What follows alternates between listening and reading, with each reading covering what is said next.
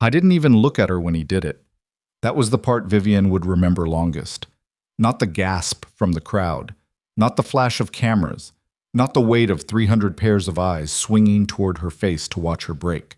It was the way Roman reached up, unclasped the obsidian crest from around his own neck, and turned away from his wife of 11 years as though she were furniture he'd stopped noticing. He placed it around Celeste Vaughn's throat like a coronation. Vivian stood 8 feet away, close enough to smell Celeste's perfume, something aggressive and synthetic that cost more than most men in this room earned in a month. Close enough to see the exact...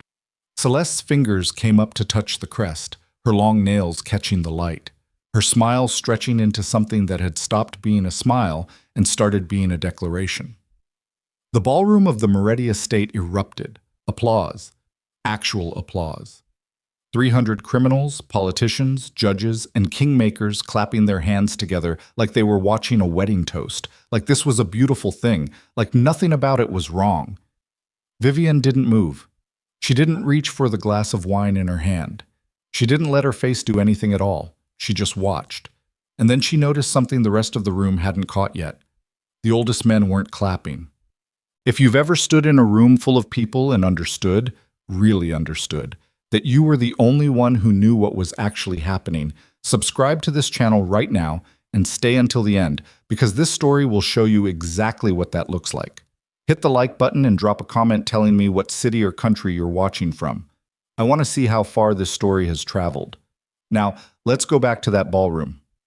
The Moretti estate had stood for 140 years on 17 acres of manicured grounds outside the city, and in that time it had hosted coronations, funerals, peace treaties signed in ink and broken in blood, and every variety of human ambition dressed up in formal wear.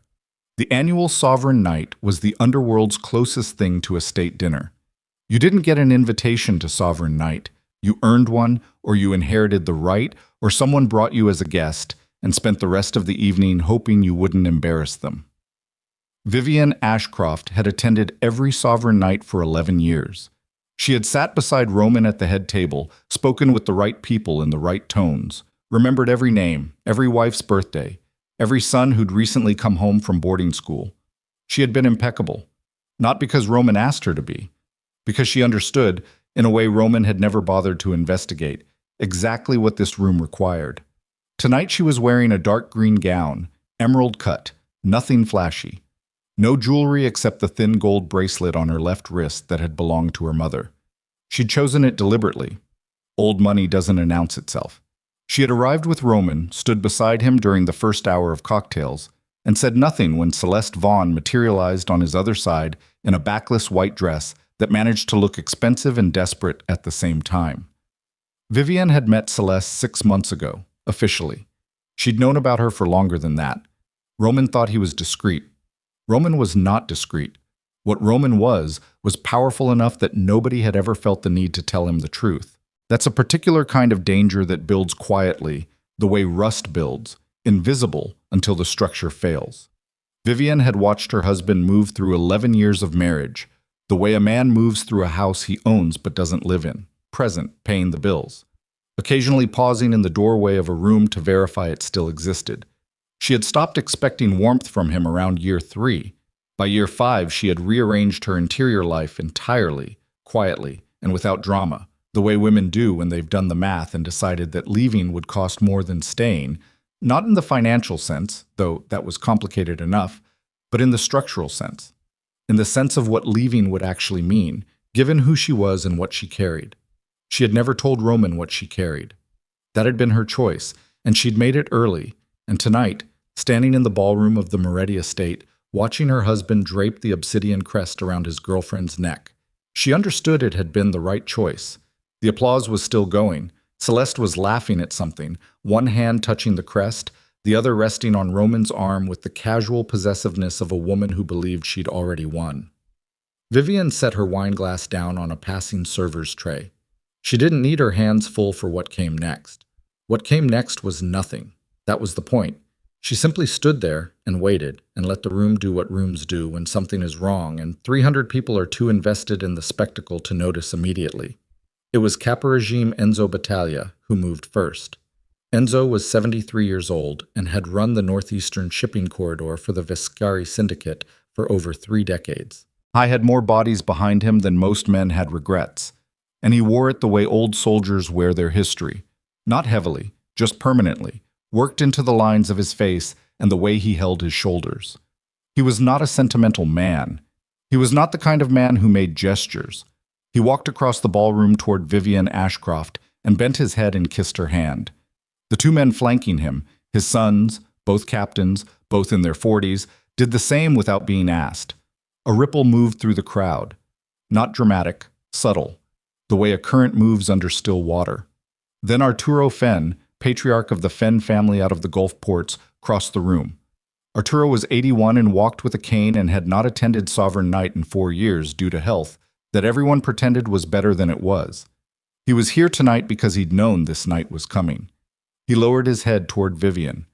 Then the Delacroix brothers from the Western Corridor. Then old Marco Reyes, who controlled 3 state judges and 2 federal ones, and hadn't bent his head toward anyone in living memory. One by one, quietly, without ceremony. The oldest men in the room were ignoring Roman's declaration entirely and paying their respects to his wife instead. Roman saw it. Vivian watched him notice, watched the confusion cross his face before he controlled it, watched him lean toward one of his lieutenants and say something under his breath. The lieutenant shook his head slightly. He didn't know either. Celeste noticed too, and her hand tightened on Roman's arm, and the smile she'd been wearing faltered at the edges for just a moment before she pulled it back into place. She said something. Vivian couldn't hear it across the room, and Roman nodded, and she could read his lips well enough to catch the shape of the words. Old tradition means nothing. Vivian let herself have one small, private thought. That's what you think. Then she turned to Enzo Battaglia and said, quietly enough that only he could hear, "Thank you, Enzo. How is your granddaughter, the one at the university in Boston?" "Excellent," Enzo said.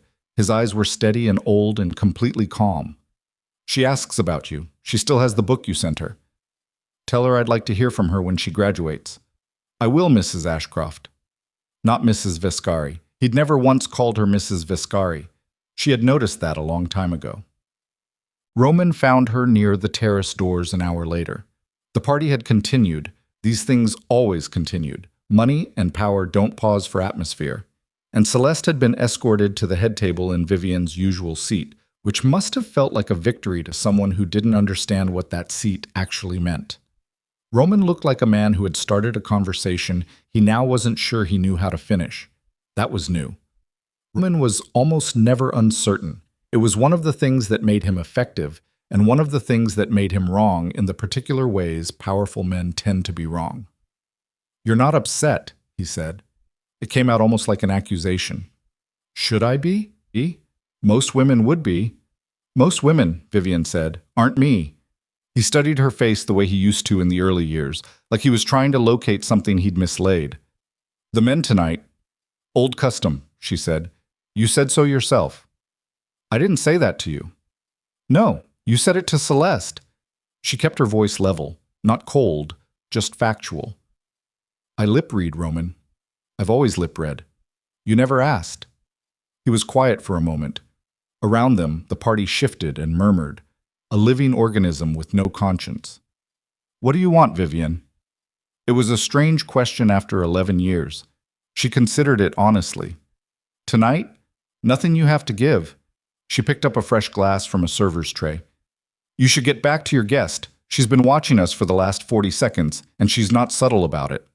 Roman turned, instinctive, and caught Celeste's gaze from across the room. Something moved across his face that Vivian couldn't quite categorize. Not quite guilt, not quite relief, something in between, something unformed, the emotional equivalent of a sentence that hadn't decided how to end yet. He left without saying anything else.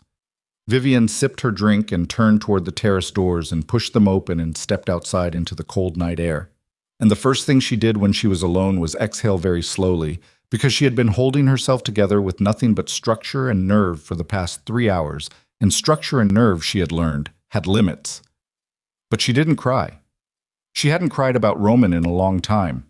She looked out at the grounds, the manicured hedges, the stone paths, The distant tree line where her grandfather had walked with her when she was 9 years old, and the estate had been her family's before the transfer, before the agreements were signed and the Ashcroft holdings were folded quietly into the new structure her grandfather spent the last decade of his life designing. He had held her hand on that walk and told her things a 9-year-old shouldn't need to know. He had been right to tell her anyway.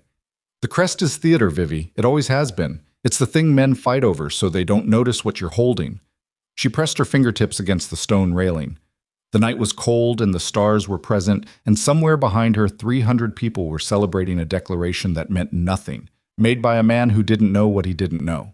She thought about the Black Ledger, locked in its chamber in the sublevel of this estate that Roman believed the Moretti family owned, because the Moretti family had paid for the renovation and maintained the property taxes and hosted these dinners for going on 30 years. But the deed history, if you went back far enough, if you followed the chain of titles through the shell companies and the holding trusts and the legal architecture her grandfather had constructed with a precision that still amazed her, the deed history told a different story. A great many things, if you went back far enough, told a different story. Vivian heard the terrace door open behind her. She didn't turn around. She knew the footstep. "You could have warned me it was going to be tonight," she said. Enzo Battaglia moved up beside her, not close enough to suggest intimacy, just close enough to speak quietly. "We didn't know for certain until 3 days ago. Our source inside Crow's organization confirmed the timeline." Crow. Damien Crow. Vivian turned the name over in her mind the way you turn a stone to see what's underneath. She'd been tracking Damien Crow's activities for 14 months. He was careful, thorough, and intelligent in the specific way that made him dangerous. Not because he was unpredictable, but because he was patient. Patient men were harder to outmaneuver than reckless ones. "He's the one financing her," Vivian said. It wasn't a question. Fully. The apartment, the jewelry, the campaign to get her inside Roman's orbit, all of it traced back to Crow Capital through 4 intermediary accounts. Enzo pulled a small folded paper from his breast pocket and held it out without looking at her. She took it without looking at him. They'd learned this choreography over years. "The Cap regimes who bent toward Celeste tonight, we have names, 7 of them. I know the names. I assumed you did. I have 7 months of their financial records." She slipped the paper into her clutch without opening it. "Enzo, when Crow makes his move, we are ready." His voice was exactly as calm as his eyes had been inside. "The Elder Council has been in position since last spring. Every succession agreement, every blood oath, every document from the founding families, all of it verified, copied, stored in 3 locations." He paused. "Your mother's copy is still intact." Vivian absorbed that. Her mother had died 4 years ago, quietly, in a hospital room with Vivian beside her, and Roman absent for reasons Vivian had stopped cataloging. Her mother had spent the last hour of her lucid life making sure Vivian understood exactly what she was inheriting and exactly what it required. "It will be hard," her mother had said. "Not because they'll fight you, because you'll understand them too well to hate them properly, and that's its own kind of burden." Vivian had not understood that then. She understood it now. "Crow will move at the convocation," she said. "That's our read as well. 8 weeks. Then we have 8 weeks to let Roman figure out what's happening to his own organization before it collapses from the inside." She turned and looked at Enzo, and there was nothing soft in her expression, but nothing cruel either. Just the particular kind of clarity that comes from a long time of knowing something and waiting and paying the cost of silence. "Don't intervene when his operations start failing. Let it happen. He needs to understand what he's built before he can understand what he nearly destroyed." Enzo was quiet. Then, "He's not a bad man, Mrs. Ashcroft." "No," she said. "He's a man who never had to pay attention. That's a different problem, and it's harder to fix." She looked back at the grounds. "But that's his work to do, not mine." She stayed on the terrace for another 10 minutes after Enzo went back inside. The cold settled into her shoulders and she let it, because cold at least was honest. Then she smoothed the front of her gown, lifted her chin, and pushed the door open and walked back into the light and the noise and the 300 people who thought they'd witnessed a transfer of power tonight. They had. Just not the one they thought. The morning after Sovereign Night, Celeste Vaughn woke up in a suite at the Moretti estate wearing the obsidian crest and feeling, for the first time in her 34 years, like she had arrived somewhere real. She was not a stupid woman. That was important to understand.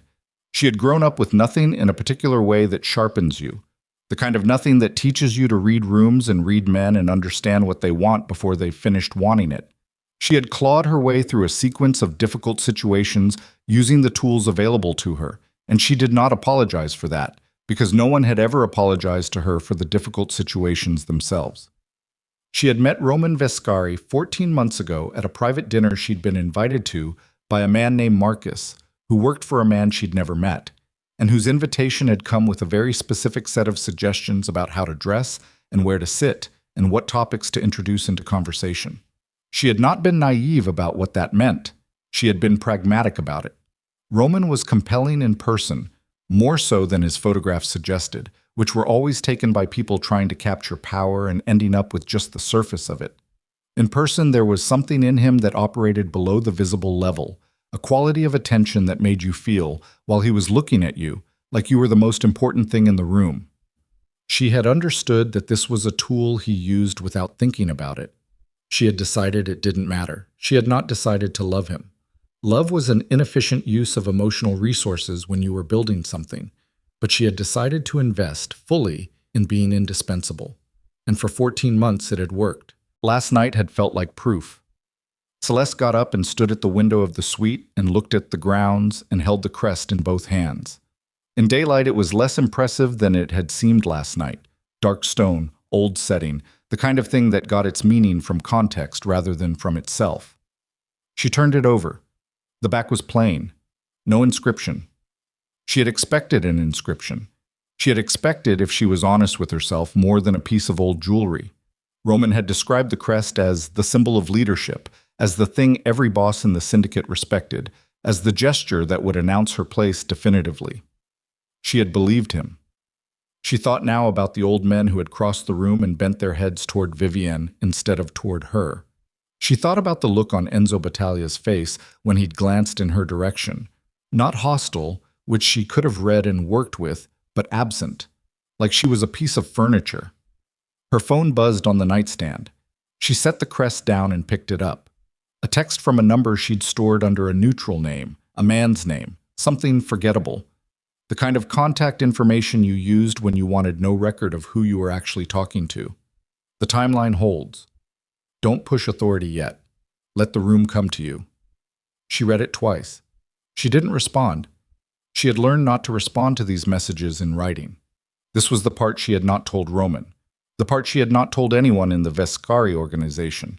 She had not found Roman Vescari on her own. She had been introduced by a man who wanted something, and that man was still in the ledger, still waiting for the return on an investment he had made very carefully and very deliberately in her. She told herself, as she had told herself many times, that it didn't change anything, that she could manage both sides of this, that she was not anyone's pawn, but her own. She was still telling herself this when the first phone call of the morning came in, a captain she'd spoken to twice, a man named Torrance, calling to tell her that the weapons shipment she'd authorized the previous week had not been delivered and could not be traced. "What do you mean it can't be traced?" she said. "I mean the carrier dropped it, the route went dark, and the 3 men I sent to verify are not answering their phones." Silence. "Fix it," she said. "Yes, ma'am." Torrance's voice was flat in a way she didn't like. Not insubordinate. Just flat. Like a man reading from a script he'd been handed and hadn't written.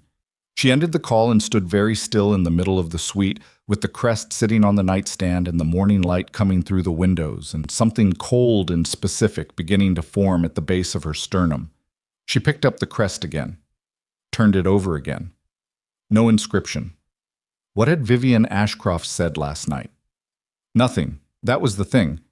She had said almost nothing all evening, and yet the oldest men in the room had moved toward her like there was a gravity in her that had nothing to do with what she wore or who stood beside her.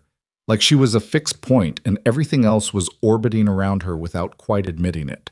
Celeste set the crest down on the windowsill and looked at it in the morning light. It occurred to her, with the particular clarity that comes after a long night and an uncomfortable sleep, that she had never once, in 14 months of working toward this, asked what the obsidian crest actually meant. She had assumed she knew. Outside the window, the grounds of the Moretti estate spread out in the gray morning, and somewhere below this room, in the deep structure of this building that had stood for 140 years, something was waiting that she didn't know existed yet. But Vivian Ashcroft knew exactly where it was. The weapons shipment wasn't the only thing that disappeared that week. By Wednesday, 4 days after Sovereign Night, Roman Vescari was sitting at the head of a conference table in his private office on the 14th floor of the Vescari Group's downtown building, and the 7 men seated around that table were doing something they almost never did in his presence. They were lying to his face, and they weren't even doing it well. Torrents. Roman's voice was level. That was the tell. With Roman, not volume, never volume, but a particular quality of stillness that the men who'd worked with him longest recognized the way sailors recognize the specific absence of wind before a storm. Walk me through it again? Torrance was 46, broad across the shoulders, and had been running the weapons corridor for the Vescari operation for 9 years. He was not an easily frightened man. He was frightened now. The Delano shipment went dark at the transfer point in Bridgeport. The carrier we used, Strand Logistics, has gone completely offline. No response to any contact. The 3 men I sent to the warehouse came back with nothing. Came back with nothing, or came back with something and chose not to share it? A pause. 1 beat too long. Came back with nothing, sir. Roman looked at him for 5 full seconds without speaking. Torrance did not blink, but the muscle in his jaw worked once, briefly, like he was chewing something he couldn't swallow. Kellerman. Roman shifted his gaze without moving his head. The Hargrove accounts. Kellerman was the syndicate's financial operations manager, 50-ish, thin in the way men get thin when they've been stressed for decades and stopped noticing. The sweep accounts that feed the Hargrove Trust moved on schedule through Friday. After that, he stopped, started again. After that, there's a gap in the transaction record I haven't been able to account for. A gap. 4 days, 7 figures. The money's not gone, it's just... He glanced down at the folder in front of him. The routing chain terminates at an intermediary I can't identify. An intermediary that appeared in the last week. Yes, sir. Roman put both hands flat on the table. The room went completely quiet. Outside the windows, 40 floors below, the city moved through its ordinary Wednesday morning completely indifferent to the fact that several $1 million had gone somewhere it shouldn't have, and a weapons shipment had evaporated, and the man who ran the most effectively structured criminal organization on the eastern seaboard was sitting in a room full of men who were afraid to tell him what they actually knew. Everyone out, Roman said, except Kellerman and Costa. 6 men stood and moved toward the door with the specific efficiency of people grateful to be dismissed. The door closed. Costa, Roman's underboss, dark-haired, 40 years old, the kind of quiet that passed for competence, stayed seated and didn't change his expression. Roman looked at Kellerman. Who else has access to those routing chains? Kellerman didn't answer immediately. I'm going to ask you once more, Roman said, still in that level voice. And I want you to understand that the time for being careful about this conversation has already passed, so the next thing you say to me should be accurate. Kellerman put the folder down. The routing architecture was redesigned 8 months ago. The new access credentials were distributed to 6 people, including myself. He paused. And Celeste Vaughn. The room didn't change. Roman's face didn't change. But something shifted in the air, something atmospheric, like pressure dropping. Explain that, Roman said. You authorized it, sir. In writing, 4 months after she moved into the Harrington property. The memo came through your office. Kellerman was speaking faster now, not from fear of Roman exactly, but from the specific panic of a man who realizes he's been holding a document that was about to matter. I questioned it at time, through Costa. I was told the authorization was legitimate. Roman turned to look at Costa. Costa held his gaze. The memo came through your office, he said carefully. Through your office assistant. Signed, notarized, everything in order. I verified the signature. It matched. I didn't write that memo. Neither man said anything. Roman stood up and walked to the window and stood there with his back to the room and his hands in his pockets, looking at the city. The silence lasted long enough to become its own kind of statement. How long, he said finally, have things been going wrong? Costa's voice was measured. Quietly? 6 weeks? Visibly? Since Sovereign Night. And before Sovereign Night, you didn't think this was worth telling me. A pause. There were indicators. I raised concerns internally. I was reassured they were being handled. By who? Another pause. This one worse than the first. A management directive came down from Celeste, Costa said. 2 weeks before Sovereign Night. She said you'd asked her to begin reviewing operational communications. Roman turned from the window. The look on his face was not anger. Not yet, or not only. It was the specific expression of a man encountering a structure he had not built and did not understand, and starting to realize that it had been assembled around him while he was looking somewhere else. Get out, he said to Kellerman. Don't discuss this with anyone until I contact you. Kellerman gathered his folder and left with the speed of a man who had been hoping for exactly that instruction. Roman looked at Costa. Costa looked back. Tell me everything, Roman said, that you haven't told me yet. Vivian was in the east wing of the townhouse, the one Roman rarely entered, which had been her working space for 3 years, when her phone buzzed with a message from a number she'd given to exactly 4 people. The message was 3 words, Costa told him. She set the phone face down on the desk and sat for a moment with her hands still and her eyes on the wall in front of her, where a framed topographical map of the original Ashcroft land holdings hung alongside a shelf of numbered binders that looked, to the casual observer, like archived business records. They were not archived business records. She had been expecting this. She had been expecting it since Wednesday morning, when the first round of operational failures hit the Viscari network, and she'd calculated, based on her knowledge of Roman's specific patterns of attention, approximately how long it would take for the situation to become undeniable. 5 days, she'd estimated. It had taken 4. Roman was sharper than she gave him credit for, sometimes. She stood up and moved to the window and looked out at the street below. The quiet residential street, trees just beginning to lose their leaves, a woman walking a dog, a delivery truck double parked with its hazards blinking. Ordinary. The world entirely indifferent to the internal collapse of a criminal empire. Her phone buzzed again. Different number this time. She looked at it. He's going to her first, before he comes to you. Vivian stood very still for a moment. Then she picked up the desk phone and made a call. It rang once. Yes, said Enzo Battaglia. How many of the 7 compromised captains have direct access to the transport network? 4, possibly 5. We're still verifying Morales. And Crow's timetable? Unchanged. His logistics team was in the city Tuesday. They met with 2 of the compromised captains separately. He's moving faster than 8 weeks, Vivian said. Enzo was quiet for a beat. That's also our read now. Then I need you to do something tonight. Tell me. She told him. She was specific and she was brief, because Enzo Battaglia did not need things explained twice, and the fewer words the better when you were having the kind of conversation that should not be documented in any form. When she hung up, she sat back down at her desk and picked up the phone with the 3-word message still on it and wrote back 2 words. I know.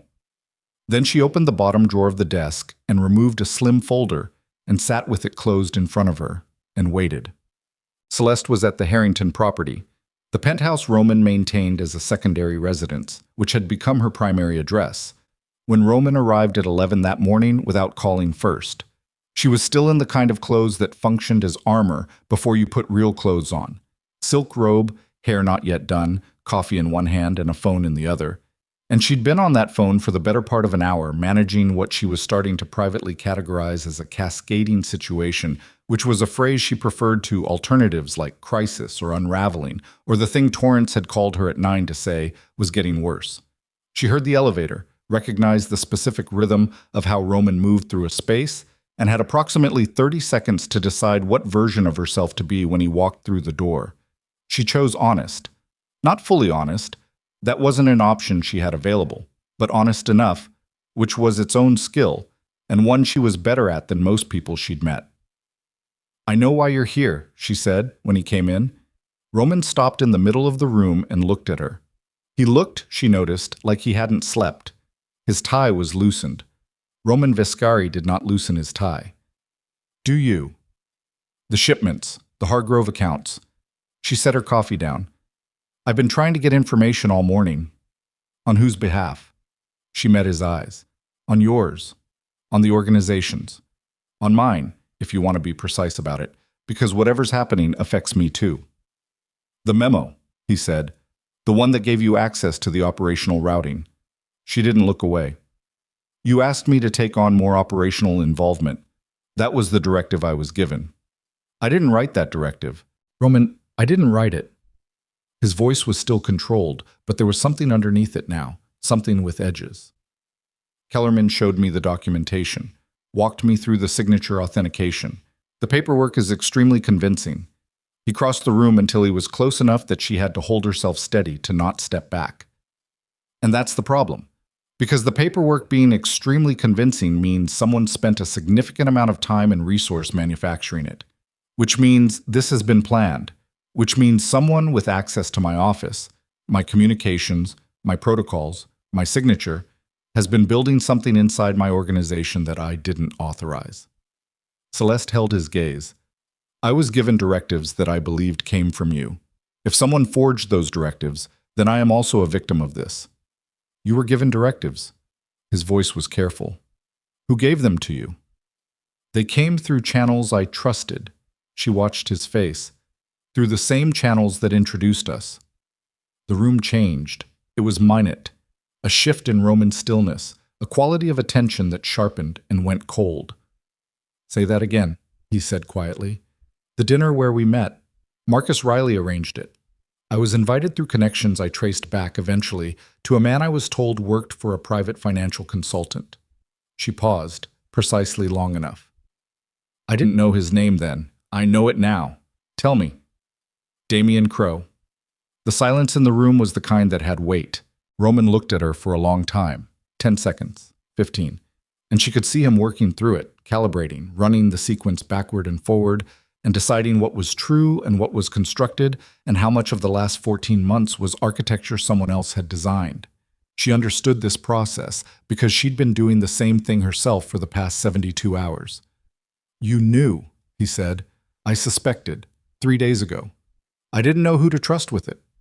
But you didn't come to me. I was afraid of exactly this conversation. She let that be simple and true, because it was. I was afraid you'd hear it and decide it was easier to put everything on me than to look at what else Crowe might have inside your organization. Roman was quiet. She pressed. Think about it, Roman. The timing, the crest, the public gesture, the announcement. That was Crowe's design, not yours.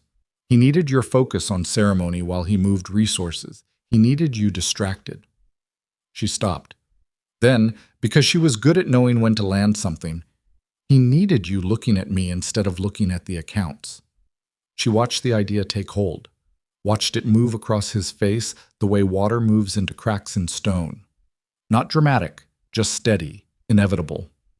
If you're telling me the truth, Roman said, then you've been operating inside my organization with forged credentials and access you shouldn't have had, and you want me to believe you're just a victim of circumstance. I'm telling you the truth about Crowe. What you decide about everything else is your business. She picked up her coffee again because she needed something to do with her hands. But if Crowe has operatives inside your organization with 14 months of groundwork, and I'm the only one who's put his name to this, you need to decide quickly whether burning me serves you better than using me. Roman looked at her for another long moment. Then he said, "Don't leave this building until I contact you." He left. Celeste stood very still in the penthouse and listened to the elevator descend and waited until she was certain he was gone. Then she sat down on the edge of the couch and put her face in her hands for exactly 30 seconds, not breaking down, just allowing herself 30 seconds of the thing that was underneath the composure, the thing that had no good name but lived in the body as a tightness behind the sternum. And then she lifted her head and picked up her phone and made a call. It rang 4 times. Then, "This better be important." "He knows about the routing access," she said. "He doesn't have your name yet. He has mine." The voice on the other end was even and unhurried. Damien Crowe had a voice like expensive furniture, smooth surface, hard underneath. "Did he ask for mine?" "I gave it to him." A pause. "Interesting choice." "I'm managing the situation." "You're managing your own exposure, which is fine, Celeste. We both know what this has always been." She could hear him moving, a door closing, ambient noise shifting. "But don't confuse managing your exposure with having leverage. You gave him my name. that buys you 24 hours of goodwill from a man who is now going to spend those 24 hours looking for a reason not to need you anymore. Then we move before 24 hours. We move when I say we move. Crow, the convocation is 6 weeks out. The architecture is not complete. His voice went flatter. Do not do anything I haven't asked you to do. The call ended. Celeste sat in the silence of the penthouse with the phone in her lap and the obsidian crest on the side table where she'd set it that morning. She stared at it. 24 hours. She was beginning to understand with a clarity she found both clarifying and nauseating that the last 14 months of her life had been a room that other people had built, and she had moved through it believing she was exploring when actually she had been placed there, deliberately, in a specific location, to serve a function. She picked up the crest, turned it over. No inscription on the back, just plain stone. What did the woman, Vivienne, Roman's wife, Roman's actual wife, what did she have that made 70-year-old crime lords cross a ballroom to kiss her hand while ignoring a declaration from the man who was supposedly their boss? Celeste was not a woman who left questions unanswered when she could answer them.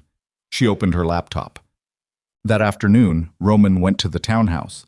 Vivienne was in the kitchen when she heard his car. Not the front entry, the side entrance, which he used when he didn't want the staff to record his arrival time, which meant he'd driven himself. No driver. He drove himself when he needed to think without being observed thinking. She put the kettle on. She made 2 cups of tea, both the same, a habit from early in the marriage when making herself something was still an act of including him. He came into the kitchen and stopped in the doorway and looked at the 2 cups. You knew I was coming, he said. You always come here when something is wrong, and you've already tried to fix it yourself, and it didn't work. He sat down at the kitchen table. The old one, the one that had been in this house before she married him, the one he'd once said he hated and never tried to replace. Vivienne set a cup in front of him and sat across. Crow, he said. Yes. You know him. I've known about him for over a year. Roman looked at her. And you decided not to tell me. I decided to wait until I had something worth telling. She wrapped both hands around her cup. Telling you his name a year ago would have been noise. What I have now is documentation. Documentation. 14 months of financial movements. Transaction records, shell company registrations, the names of your captains who've been on his payroll and for how long, the forged authorization memos your office produced without your knowledge, the Strand logistics connection, and the routing architecture Kellerman can't trace. She looked at him evenly. I can account for every dollar that's gone missing in the last 6 weeks. Roman sat very still. Why do you have that? Because I'm very good at paying attention to things that matter, and I've had a great deal of time to do it. Vivienne, I'm not going to explain why I paid attention to your organization when you weren't, Roman. You're smart enough to work that out. She sipped her tea. What I'll tell you is that Crow has been inside your operation longer than you think, and deeper. And the Sovereign Night ceremony, the crest, all of it, was his design. He needed a spectacle. He needed the room focused on who was standing next to you so that nobody was watching the accounts. Roman put his hand flat on the table, the gesture of a man who needed to touch something solid. The convocation. 6 weeks. But I don't think he'll wait 6 weeks now. Why? Because Celeste told you his name this morning. She watched his face register this, the awareness that she knew things she shouldn't. And Crow is not a patient man when he believes his timeline has been compromised. How do you know what Celeste told me this morning? Vivienne didn't answer that directly. How many people knew you were going to the Harrington property? A pause. Then the specific quiet of a man doing an arithmetic he didn't enjoy. Costa, my driver, who I didn't use today, and Kellerman, who I told to stay in his office. Costa, she said. Roman looked at her. Costa has been running secondary communications through one of Crow's shell entities for 9 months, Vivienne said. Not fully compromised. I don't believe he's turned, not entirely. I think he accepted money for information early on without understanding the scope of what Crow was building, and now he's too far in to come clean. She set her cup down. He's a man who made a small mistake that became a large one, and he's been hoping for months that the situation would resolve before anyone noticed. It's a very human error. It's a betrayal. Yes, it's both. Roman stood up and walked to the window and stood there the way he'd stood at the office window that morning, hands in his pockets, looking at something that wasn't the view. "The documentation you have," he said. "All of it.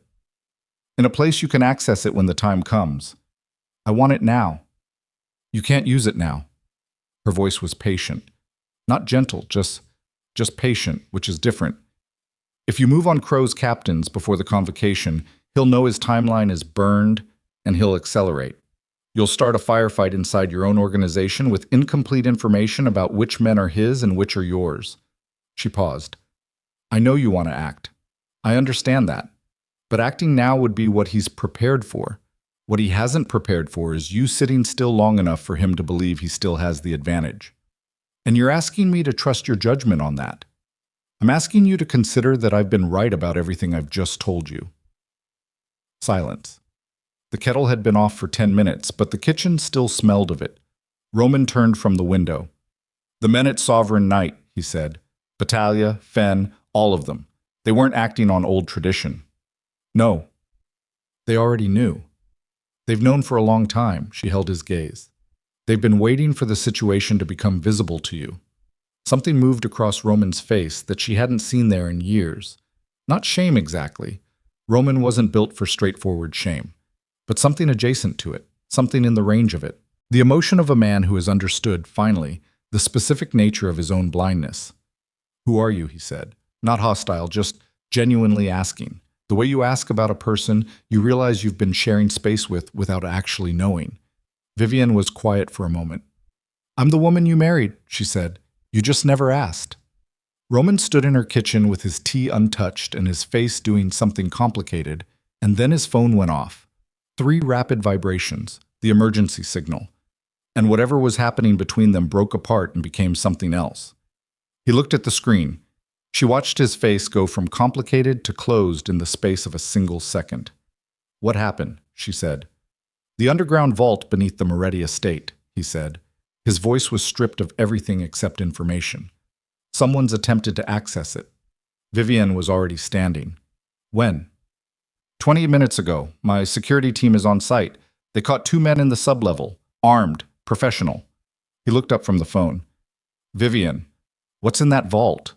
She met his eyes. "Everything," she said. Roman stared at her for one long moment, and in that moment she could see him recalibrating. Not just the immediate situation, but something broader, something about the whole architecture of the last 11 years, all the assumptions and the absences and the things he'd never bothered to ask. Then he said, "We need to go." "Yes," she said. "We do." She was already moving, and she did not need him to hold the door. Roman drove. Vivian sat in the passenger seat and didn't speak, and neither did he, and the silence between them was not the silence of people who had nothing to say, but the silence of people who understood that what needed to be said could not be said in a moving car on a 40-minute drive with the situation already in motion. He pushed the car hard through the late afternoon traffic, taking routes she didn't know he knew, cutting through side streets that bypassed the main corridors, and she noted this without commenting on it. Roman knowing the back routes of the city was the kind of thing she'd cataloged a long time ago and filed away. Her phone buzzed twice. She read both messages and put it away. "The 2 men they caught," she said. "Did your security send photographs?" "Yes." "Send them to me." He glanced at her.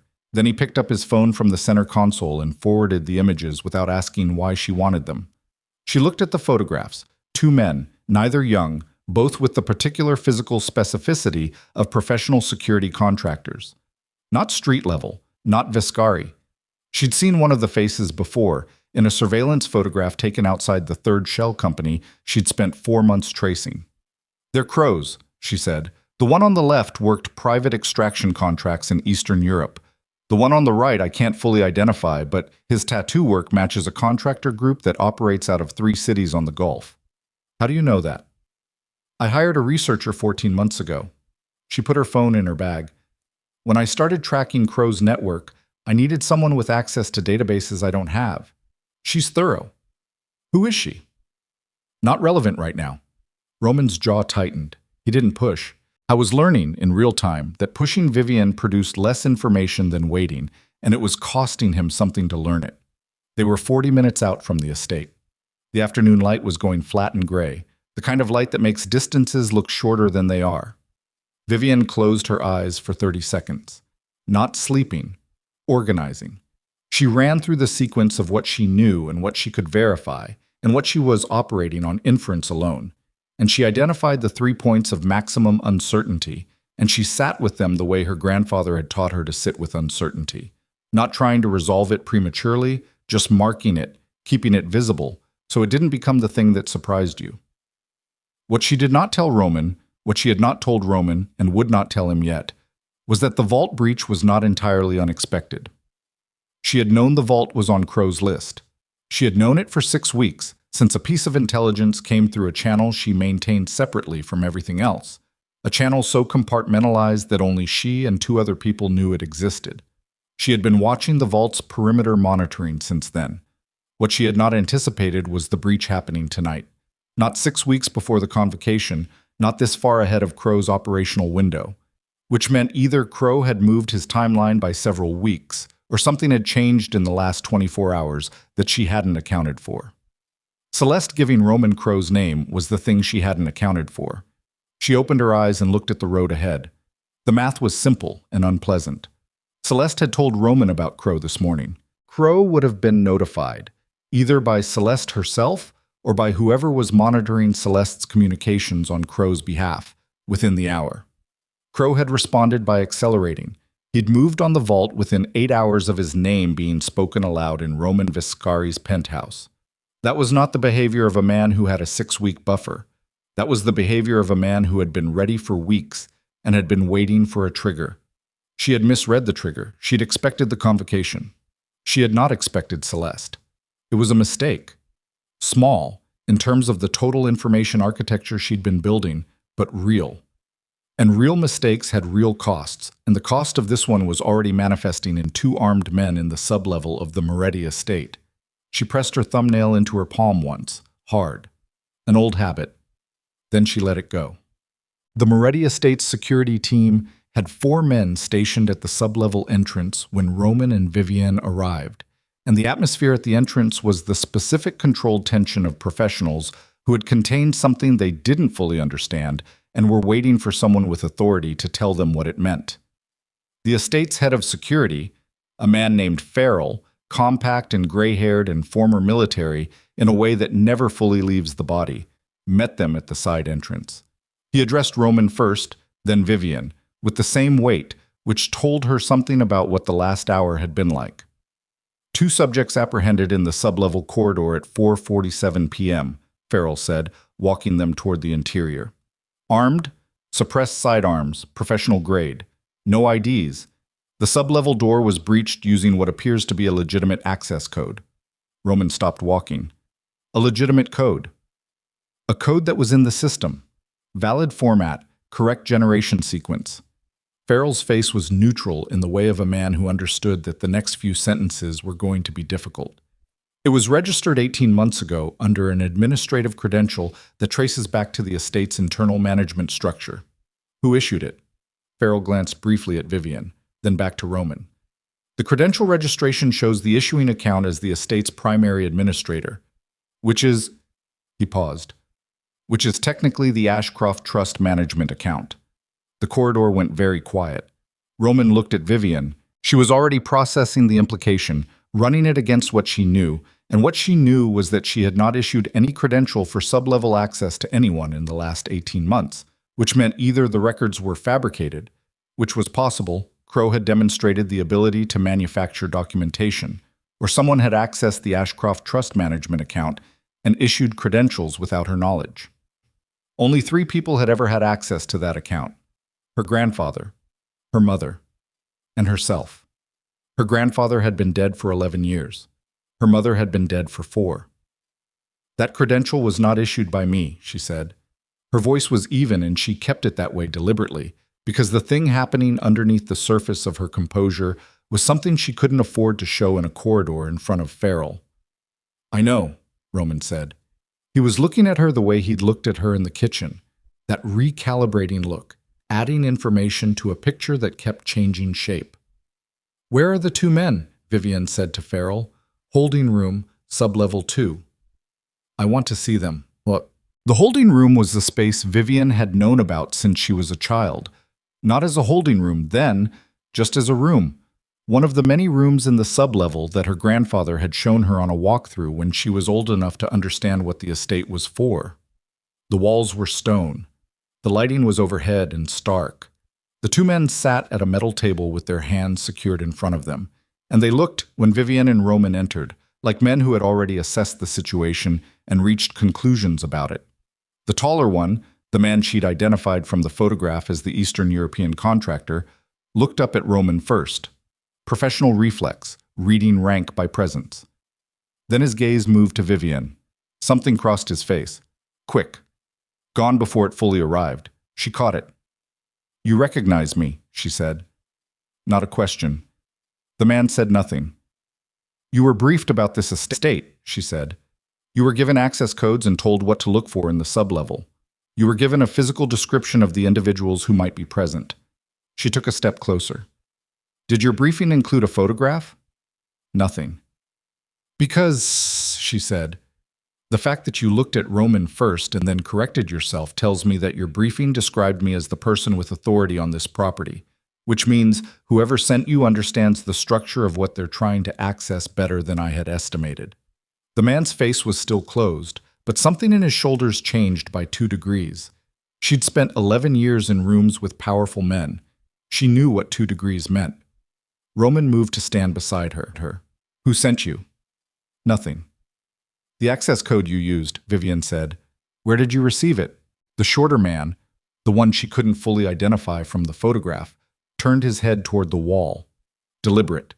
The gesture of a man indicating he was done. Vivian looked at Farrell, who was standing at the door.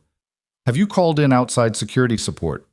"Not yet, ma'am. We were waiting on your—" He stopped. Looked at Roman. "On her direction," Roman said. It came out without hesitation. She noted this. "Don't call anyone," she said to Farrell. "And get these two separated. I want them in different rooms within the next 5 minutes, and I don't want them to hear anything that happens in this corridor." Farrell moved. Vivian walked out of the holding room and into the corridor, and Roman followed, pulling the door shut behind him. "Crow built a back door into the Ashcroft Trust account," she said, keeping her voice below the threshold of the surveillance system's pickup range. She knew where the pickup range was. "He's been in there long enough to generate credentials that read as legitimate. That means he has someone with access to the account's original architecture, not the current security layer, the original." "Who would have that?" The account was structured by a private law firm that handled Ashcroft Holdings for 30 years. She paused. The firm closed 12 years ago when the founding partner died. His junior partner went into private practice. She felt the thing crystallizing in her chest, the cold, specific weight of understanding clicking into place. His junior partner now works as a financial legal consultant. Roman was very still. Crow's operation. "He's been inside the account architecture for years," Vivian said. "Not accessing it. That would have triggered monitoring flags I'd have caught, just holding the key, waiting for the right moment to use it. He's been planning this since before you started tracking him." "Yes." They stood in the stone corridor under the flat overhead light, and the weight of it settled between them. Not panic, neither of them were people who panicked, but something denser than urgency. The recognition that the enemy's groundwork was older and deeper than the map they'd been working from. "The vault," Roman said. "They didn't reach it." Farrell's team had stopped them in the sublevel corridor, 30 meters short. But Crow knows the layout now.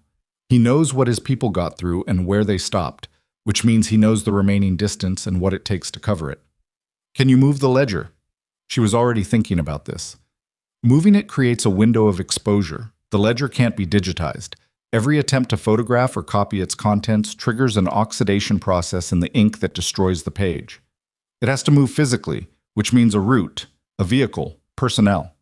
She pressed her back against the stone wall.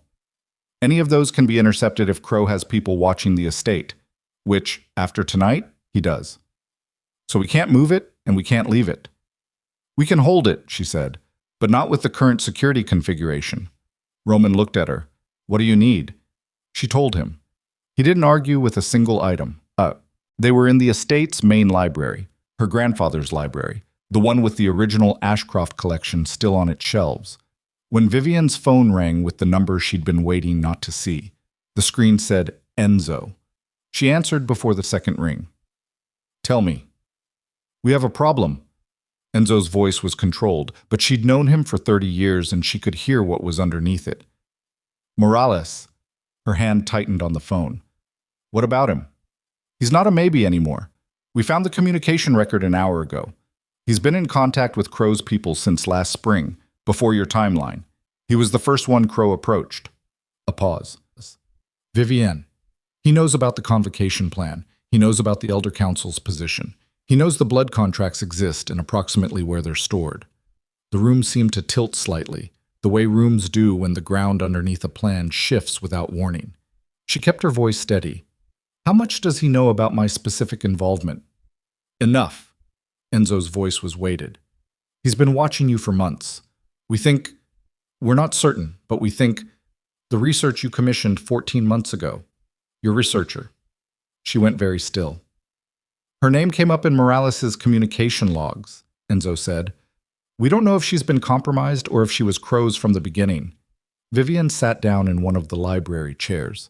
Not because her legs were failing her, but because she needed to think, and she thought better when she was still, and the chair was the closest solid thing. "From the beginning," she said quietly. "It's possible." The researcher, the woman she'd hired 14 months ago, the one she'd trusted with the financial tracking, the shell company architecture, the contractor identification, the woman who had produced the documentation that was currently the foundation of everything Vivian had built against Crow. She ran back through the information, the contractor identification, the shell company registrations, the financial movements. All of it filtered through a source who might have been Crow's instrument. How much of what she knew was real, and how much of it had been curated, fed to her through a trusted channel, shaped to show her a picture of Crow's operation that Crow himself had designed. "The documentation I have," she said, "the 14 months of records." "We don't know which parts are clean," Enzo said. It was the most difficult sentence he'd ever had to say to her, and they both understood that. She sat with it. The library was quiet around her. The old smell of it, paper and wood and time. The particular silence of a room full of things that had outlasted the people who put them there.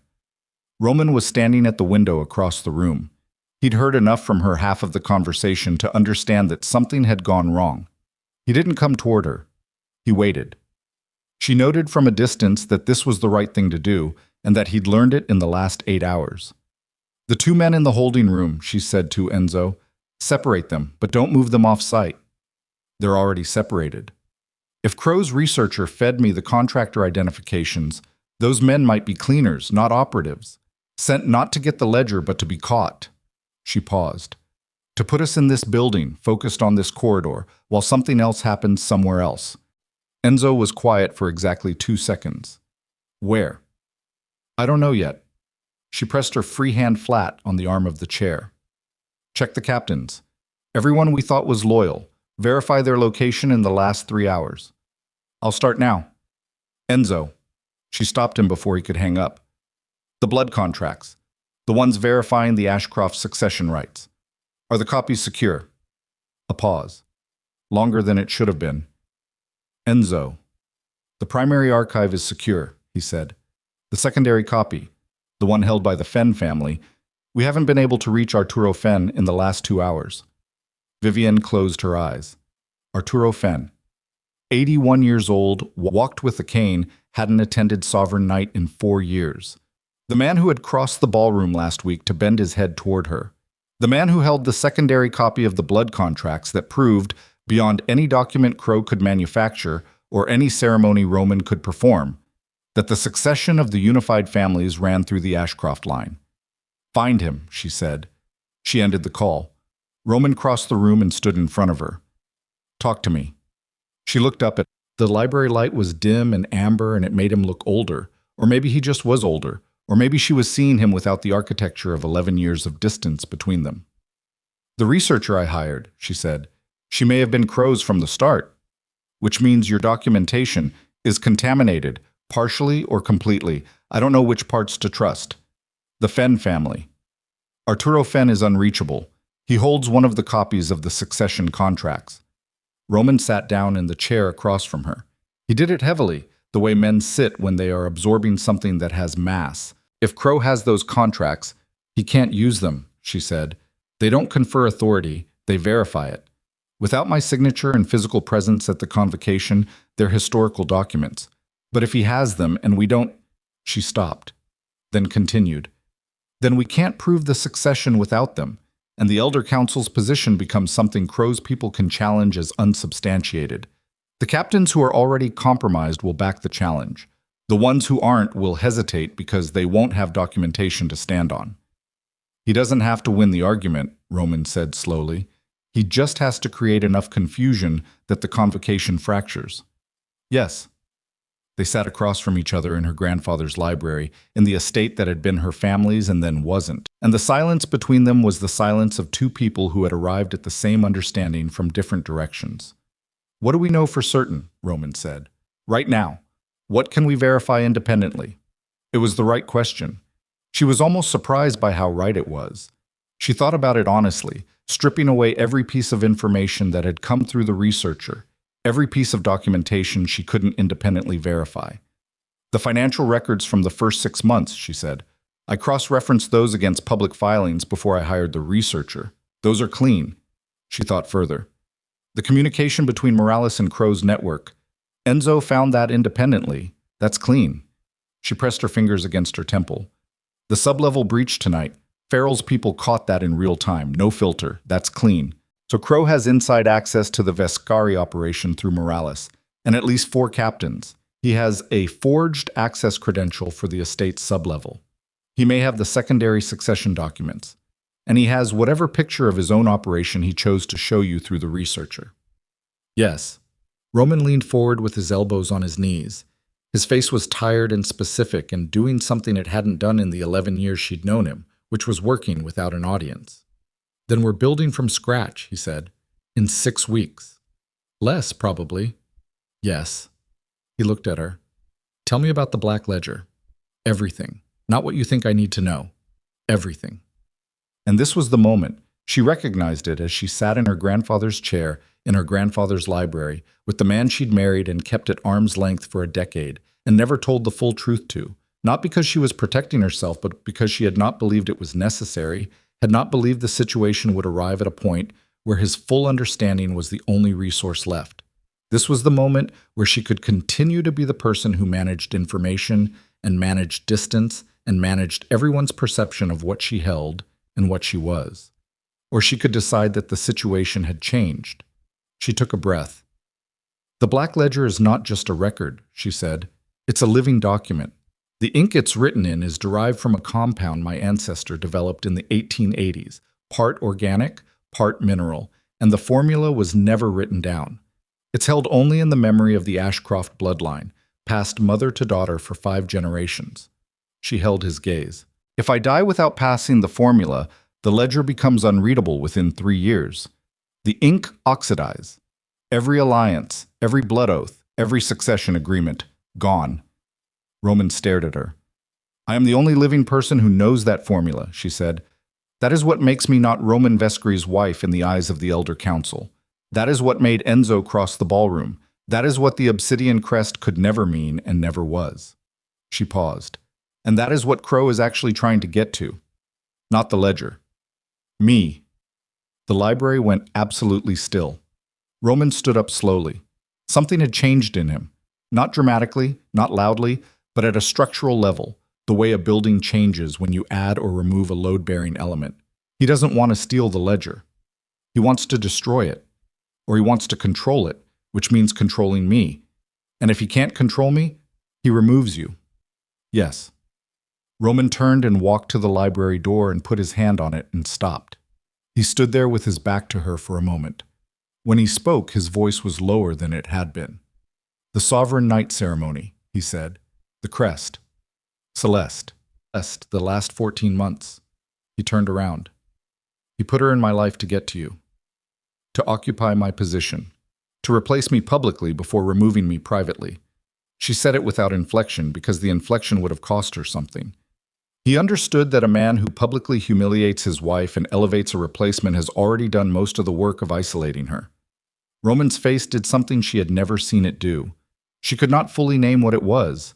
It occupied the space between self-recognition and something worse than self-recognition. The moment when a person sees not just their mistake, but the mechanism of it. The way it was constructed around them, using materials they supplied willingly. He opened his mouth. "Don't," she said. Not harshly, just steadily. "We don't have time for that conversation right now. When this is over, we can have it. But right now I need you to make 3 phone calls and I need to make 2. And then we need to move before Crow realizes his distraction didn't work." Roman looked at her for a long moment. Then, "Tell me the calls." She told him. He was dialing before she finished. Outside the library windows, the estate grounds were dark now, the tree line invisible against the sky. And somewhere beyond that tree line, or already inside it, a man who had spent years building toward this moment was recalculating in response to the news that his operatives had been caught, and deciding, Vivian was certain, that the time for patience was done. She stood up from her grandfather's chair and walked to the shelf where the numbered binders sat and removed the third one from the left, the one that looked identical to the others and was not, and opened it to a page near the back where a sealed envelope was held flat by a paperclip. And she removed the envelope and held it, and thought about what her mother had told her the last lucid hour of her life, about the burden of knowing people too well to hate them properly. And she thought, yes. And she thought, but knowing them well enough to use them correctly is a different thing entirely.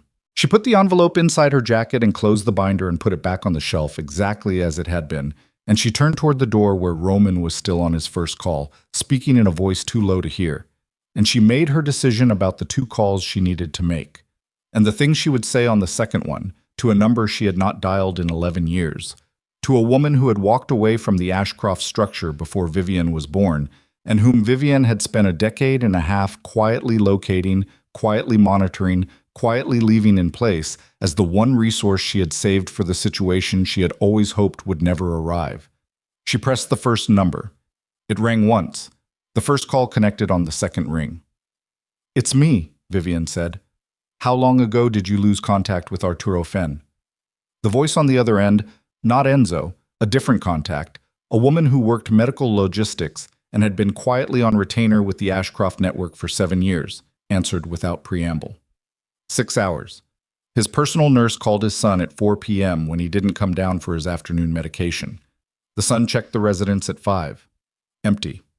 No signs of struggle. His security detail. 2 men. Also gone. Vivian processed this. Arturo Fenn weighed 140 pounds and walked with a cane and could not have been extracted from his residence by force without leaving evidence, which meant he had left willingly, or he had been taken by people he trusted enough to go with without resistance. Did the son file anything? Not yet. He called us instead. Smart boy. Tell him to keep it that way. Nothing official until I say.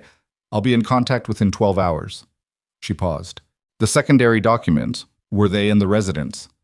Unknown. Arturo never specified the storage location to anyone but you. Vivian ended the call. She made the second call. This number she had not dialed in 11 years. She had tested it twice. Once 8 years ago, once 3 years ago. Both times listening to it ring 4 times and then disconnecting before the 5th ring, confirming it was still active, still answered on the same delay. The pattern consistent with a person who screened calls from unknown numbers and picked up only after the caller demonstrated patience. She let it ring, once, twice, 3 times, 4, 5. I wondered when you'd call, said the voice on the other end. It was a woman's voice, 60-something, unhurried, with a quality of dryness that wasn't coldness, just the tone of someone who had spent decades declining to be impressed by things designed to impress. She spoke with a faint accent that wasn't quite regional, the vocal fingerprint of someone who had lived in too many places to land firmly in any of them. Margaret, Vivian said, you sound like your mother. You always did. A pause. How bad is it? Bad enough that I'm calling this number. Then it's very bad. The sound of something being set down. A cup, maybe. The Fenn boy or the documents. Both. And Crow is off his original schedule. By several weeks minimum. He moved because he's spooked. Margaret's voice was even. When Crow is spooked, he becomes direct. He stops being elegant. A pause. That's both better and worse than you want. I know. What do you need from me? Vivian told her. She was specific. She had been specific about this for 11 years, since she'd first located Margaret in a quiet coastal city and understood exactly what she represented and exactly what it would cost to use her, a resource you spent once, because once spent, it was gone. Margaret listened without interrupting. When Vivian finished, she said, "That's a 48-hour ask compressed into what, 18 hours? Probably 12. A sound that might have been a short laugh. Your grandfather would have given you more time. My grandfather didn't have Crow. No, he had worse." But she said it without complaint. "I'll make 3 calls. I can have the verification documents reconstructed from the original source archives, not Crow's contaminated copies, the original foundation materials your grandfather deposited in 1987. They're in a location Crow can't reach because he doesn't know it exists. Can you move them? I can have them in your hands by morning." Vivian exhaled once. "Thank you, Margaret." "Don't thank me. When?" The line went dead. Vivian stood in the corridor outside the library with her phone in both hands and let herself have 10 seconds of something that wasn't quite relief and wasn't quite fear, but existed in the narrow space between them, the place where you stood when you had just committed your last reserve and there was nothing behind it. Then Roman's voice came from inside the library. "Vivian." She went back in. He was standing at the library desk with his phone in his hand and an expression that had shed every remaining layer of the performance that powerful men wear in public. What was left underneath was not pretty and was not weak. It was just a man who understood what was at stake and had stopped wasting energy on anything that wasn't the next necessary thing. Kellerman confirmed. The Hargrove routing anomaly. It traces back to a transaction Morales authorized 11 months ago. The money that's been disappearing isn't disappearing. It's been accumulating in a staging account. For what? Kellerman's guess, given the amounts and the pattern, personnel. Enough to fund a private security force for 6 to 8 weeks of sustained operation. Mercenaries. Not just the 2 men in the holding room, a full contracted force, funded through Vescari's own money, already staged somewhere. How many? He can't determine that from the records alone. But the amounts... Roman set his phone down. "Vivian, the amounts suggest enough men to take this estate by force." The estate. The convocation. He wasn't planning to disrupt the convocation from outside. He was planning to own the ground it was held on. "He's going to take the estate before the convocation," she said, "and hold it, and hold you." Roman's voice was stripped of everything except the fact. If he controls this location and controls your access to the ledger, he doesn't need the blood contracts. He doesn't need to win a legal argument in front of the council. He just needs to be the man standing in this building when the elder families arrive. The logic was clean, and she hated how clean it was. When? If his original convocation timeline was 6 weeks and he's moved it, he's not waiting for the convocation anymore. She looked at Roman. He's going to take the estate and then call the council here early, on his terms, in his building. Which means... A sound from the corridor, Farrell's voice tight. "Mr. Vescari." Roman was at the door in 3 steps. Vivian followed. Farrell was in the corridor with a radio in one hand and his face doing the thing that security professionals' faces do when they are keeping professionalism over instinct by a narrow margin. Perimeter motion sensors, north tree line, multiple contacts. How many? Can't determine yet, at least 8, possibly more. He looked at both of them. They're not trying to hide the approach. Because they don't need to. Because they have enough men that concealment is optional. Vivian's mind ran the arithmetic of the estate's layout, the perimeter, the entry points, the sub-level access, the library, the vault corridor. And she ran it against Farrell's security team, which was 6 men, professional, well-armed, but 6. "Get Farrell's team to the sub-level," she said to Roman. "The vault corridor is the only thing that matters. If they get through the sub-level door, they won't." Roman looked at Farrell. "Sub-level, now, all 6. Farrell moved. Roman turned back to Vivian. "What about us?" "There's a secondary entrance to the sub-level from the east wing. Your men won't know about it. It was sealed in the 1960s and doesn't appear on any plans the estate filed after 1971. She was already moving. Come with me. So, they moved through the estate at a pace between walking and running. Not running, because running in a dark building on uneven floors produces noise and falls. And Vivian had learned from her grandfather the specific discipline of moving fast without moving loud. Roman matched her pace without being told to, and she registered this distantly, the way you register small data points during high-stakes situations. The man had operational instincts even when everything around him was disintegrating. The east wing was largely unused, the furniture covered in canvas, the air cooler and stiller than the rest of the building. She moved through it without a flashlight. She knew this space by feel and by the particular pattern of ambient light from the exterior grounds, until she reached a section of wall paneling near the back that looked identical to every other section of wall paneling near the back. She pressed 3 points in a sequence. The panel shifted. Roman watched. Your grandfather. He liked contingencies. The passage behind the panel was narrow and smelled of stone and old wood and the specific darkness of spaces that don't get air. Vivian went in first. Roman followed, pulling the panel shut behind him. She took his wrist in her hand. Not a gesture, just navigation, and led him through the dark.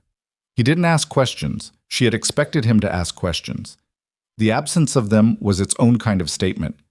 The passage ran 40 meters, descended a short staircase, and terminated at a second panel that opened into a storage room adjacent to the main sub-level corridor. She eased this panel open by centimeters, checked the corridor, opened it fully. Farrell's team was already in position at the vault door 20 meters ahead. 2 men at the door, 2 covering the primary staircase, 2 in the secondary corridor alcoves. Professional spread. She'd trained with better, but she'd worked with much worse. Farrell saw her and Roman and came toward them at a controlled pace. Contacts moved to the estate perimeter. They've cut the exterior lighting on the north and west faces. How long before they're inside? 10 minutes. Maybe less if they have the building plans. He looked at Vivian. Do they have the building plans? She thought about the researcher, about 14 months of access, about what a person could photograph and transmit during 14 months of trusted proximity to someone who believed they were an ally. Assume they do, she said. Farrell nodded. He had the particular quality of stillness of a man who had received bad news professionally enough times that he had stopped flinching at it. My 6 against their 8+. In an enclosed space, that math works. If it's significantly more than 8, it might be. He absorbed this. We need to buy time. Yes. For what? Vivian looked at Roman. Roman said, make the call. She had already been making calculations about this, about when to use it, about whether it was too early, about the cost of using it before the situation was fully clarified. She had resolved all of those calculations in the 40-meter walk through the dark passage with Roman's wrist in her hand, which was not a romantic observation but a practical one. You decide certain things in motion that you can't decide standing still. She dialed Enzo. He picked up before the first ring finished. Tell me where you are. Sublevel of the estate. North perimeter is breached. We have approximately 10 minutes. She paused. Enzo, it's time. A silence on the line that lasted exactly as long as it needed to. Then Enzo said, how many men do you need? Every man you have. We're 40 minutes out. I know. That's why I'm telling you now. The line went silent again. Not disconnected, just Enzo relaying instructions in a separate conversation happening simultaneously, because Enzo Battaglia, at 73 years old, had spent 50 years learning how to run 2 conversations at once, and he was very good at it. Vivian, his voice came back. Arturo Fenn. What about him? He just called in. He's alive. Crow's men picked him up this afternoon. Not by force. He went willingly because they told him you'd been taken. A pause. They lied to him, used your name. He gave them access to his residence safe because he thought they were your people extracting the documents for safekeeping. The secondary succession contracts. Gone. Where is Arturo now? He got away. He's in his car. He's been driving for 2 hours. He's scared, and he's 81, and he's not sure who to call. Enzo's voice had something in it she'd never quite heard from him before. He's asking for you. Tell him to drive to the southern checkpoint of the estate and identify himself to whatever security is still posted there. Tell him—" She stopped, recalculated. If Crow's men were on the north and west perimeter, the south might be accessible. Might. Tell him to wait at the tree line until he hears from me again. Don't bring him onto the property yet. Understood. And Enzo, move faster than 40 minutes. She hung up. From the primary staircase, one of Farrell's men called out, low and hard, "Contact." They came through the north service entrance first. Two men, professional, moving in the controlled overlap pattern of people who had rehearsed building entry enough times that it had become muscular memory rather than thought. Farrell's men held position. The first engagement was short and violent and happened at the top of the primary staircase. And when it was done, two of Crow's contractors were down, and one of Farrell's men had a broken arm from an impact that had caught him against the staircase railing. 5 of Farrell's men now, against however many were still outside, and whatever was coming through the secondary access points. Vivian was at the vault door with Roman beside her when the east wing alarm triggered. The passage she and Roman had used, the one that wasn't on any plans filed after 1971, the one that she had led Roman through 40 minutes ago.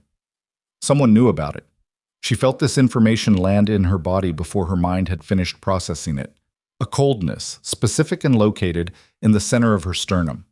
The passage that wasn't in the plans. The passage her grandfather built. The passage that only Ashcroft family had known about, that she had shown no one, that the researcher had never been in a position to access, which meant the information about the passage had come from somewhere else entirely. "Farrell," she said. Her voice was level. She was working to keep it level. "The East Wing access. Who on your team has the full estate map?" Farrell turned toward her with the kind of speed a man moves at when he understands the question is not procedural. "My team carries the operational sections. Full estate layout." He stopped. "Who has the full layout?" "I gave a full schematic to the on-site coordinator 3 months ago when we updated the security protocol. Standard procedure for a primary security refresh." "Who is your on-site coordinator?" "A beat. One single beat. A man named Soren. Been with the estate security structure for 2 years. Came with solid credentials, solid references. Where is Soren right now?" Farrell pulled his radio, called the name. Static. Called again. Static. He looked at Vivian. "Get your men away from the sub-level entrance," she said immediately. "Pull back to the vault door itself. Do not hold the corridor. It's already compromised." She turned to Roman. "The secondary passage is going to bring them in behind your men's position. Farrell's team needs to collapse inward." Roman relayed this to Farrell in the language of men who had run tactical operations, short and precise, and Farrell moved without question. They were pulling back toward the vault door when the corridor lights went out. Full dark. Complete. Not a power fluctuation, a deliberate cut, the specific black of an interior corridor with no exterior windows and no emergency backup, because the emergency backup for the sublevel had been on the operational update list for 3 months and had not been completed. Vivian pressed her back against the vault door. She felt Roman beside her, his shoulder against hers, his breathing controlled but present. Somewhere ahead in the dark, Farrell's 5 men were repositioning by sound and instinct, and somewhere behind them, through the passage she had walked 40 minutes ago, people were moving. She put her mouth close to Roman's ear. "The vault code. I'm going to open it." She felt him go very still. "If they get through us," she said, "the ledger cannot be accessible. I'm opening the vault and going inside. I need you to hold this position." "Vivian, 3 minutes. That's all I need inside." She paused. "Can you hold 3 minutes?" In the dark, she felt rather than saw him turn toward her. She could feel the warmth of him, and the tension of him, and the specific quality of a man who was about to say something that mattered, and knew it. "Yes," he said. She turned to the vault door. The code was not digital. Another of her grandfather's deliberate choices, because digital systems had digital vulnerabilities, and he had never trusted what he couldn't hold in his hand. The vault used a mechanical cipher, 7 disks, each with 40 characters, the combination rotating on a sequence that changed with each use according to a progression only she carried. She set the disks in the dark by feel. Her fingers knew the sequence the way musicians' fingers know chord shapes, not remembered consciously, just held in the body, available when needed. The seventh disc clicked into position. The vault door released. She went inside and pulled it to behind her, not fully closed. She needed to be able to hear. The vault was small, stone-walled, and in the dark she moved to the case at the center by the map she carried in her memory. She found the case, opened it, pressed her fingers against the surface of the black ledger, the leather cover, worn smooth from a century and a half of handling, the brass corner pieces cool against her fingertips. It was there. She wasn't here for the ledger. She was here for what was underneath it. She lifted the ledger carefully and set it aside and reached into the velvet-lined base of the case and found the secondary compartment, the one that did not appear in any description of the vault, the one her mother had shown her on a visit to this estate when Vivienne was 16 and her mother had said, "This is the only copy. This is the one that matters most. This one doesn't record alliances or oaths or money. This one is the reason all the others are valid." Inside the secondary compartment was a single document. Old paper, different from the ledger's pages. Older, a different weight, a different smell.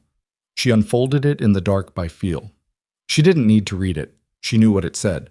She had known since she was 16 years old. It was the original founding charter of the Ashcroft Bloodline Council. The document her ancestor had written and signed and had witnessed by the representatives of every founding family before a single syndicate existed, before the Vescari name was anything, before any of the current architecture of the underworld had been constructed. It predated everything Crow could manufacture. It predated everything he could challenge. She refolded it, pressed it flat against her body, inside her jacket against her ribs. Then she heard it. Through the vault door, through the stone, not the controlled sounds of Farrell's team in defensive position. Something else. Impact. Voices. Not many, just 2 or 3, but close, closer than the corridor. The secondary passage had delivered them directly to the vault anteroom. Then Roman's voice, very close to the vault door, and it was not the voice he used in boardrooms or at dinner tables or in the corridors of power where he had spent his adult life. It was lower and rougher and had something in it that she had never heard from him in 11 years. "Get away from the door." A different voice, unknown to her. "Step back, Mr. Vescari. This doesn't involve you. Everything in this building involves me."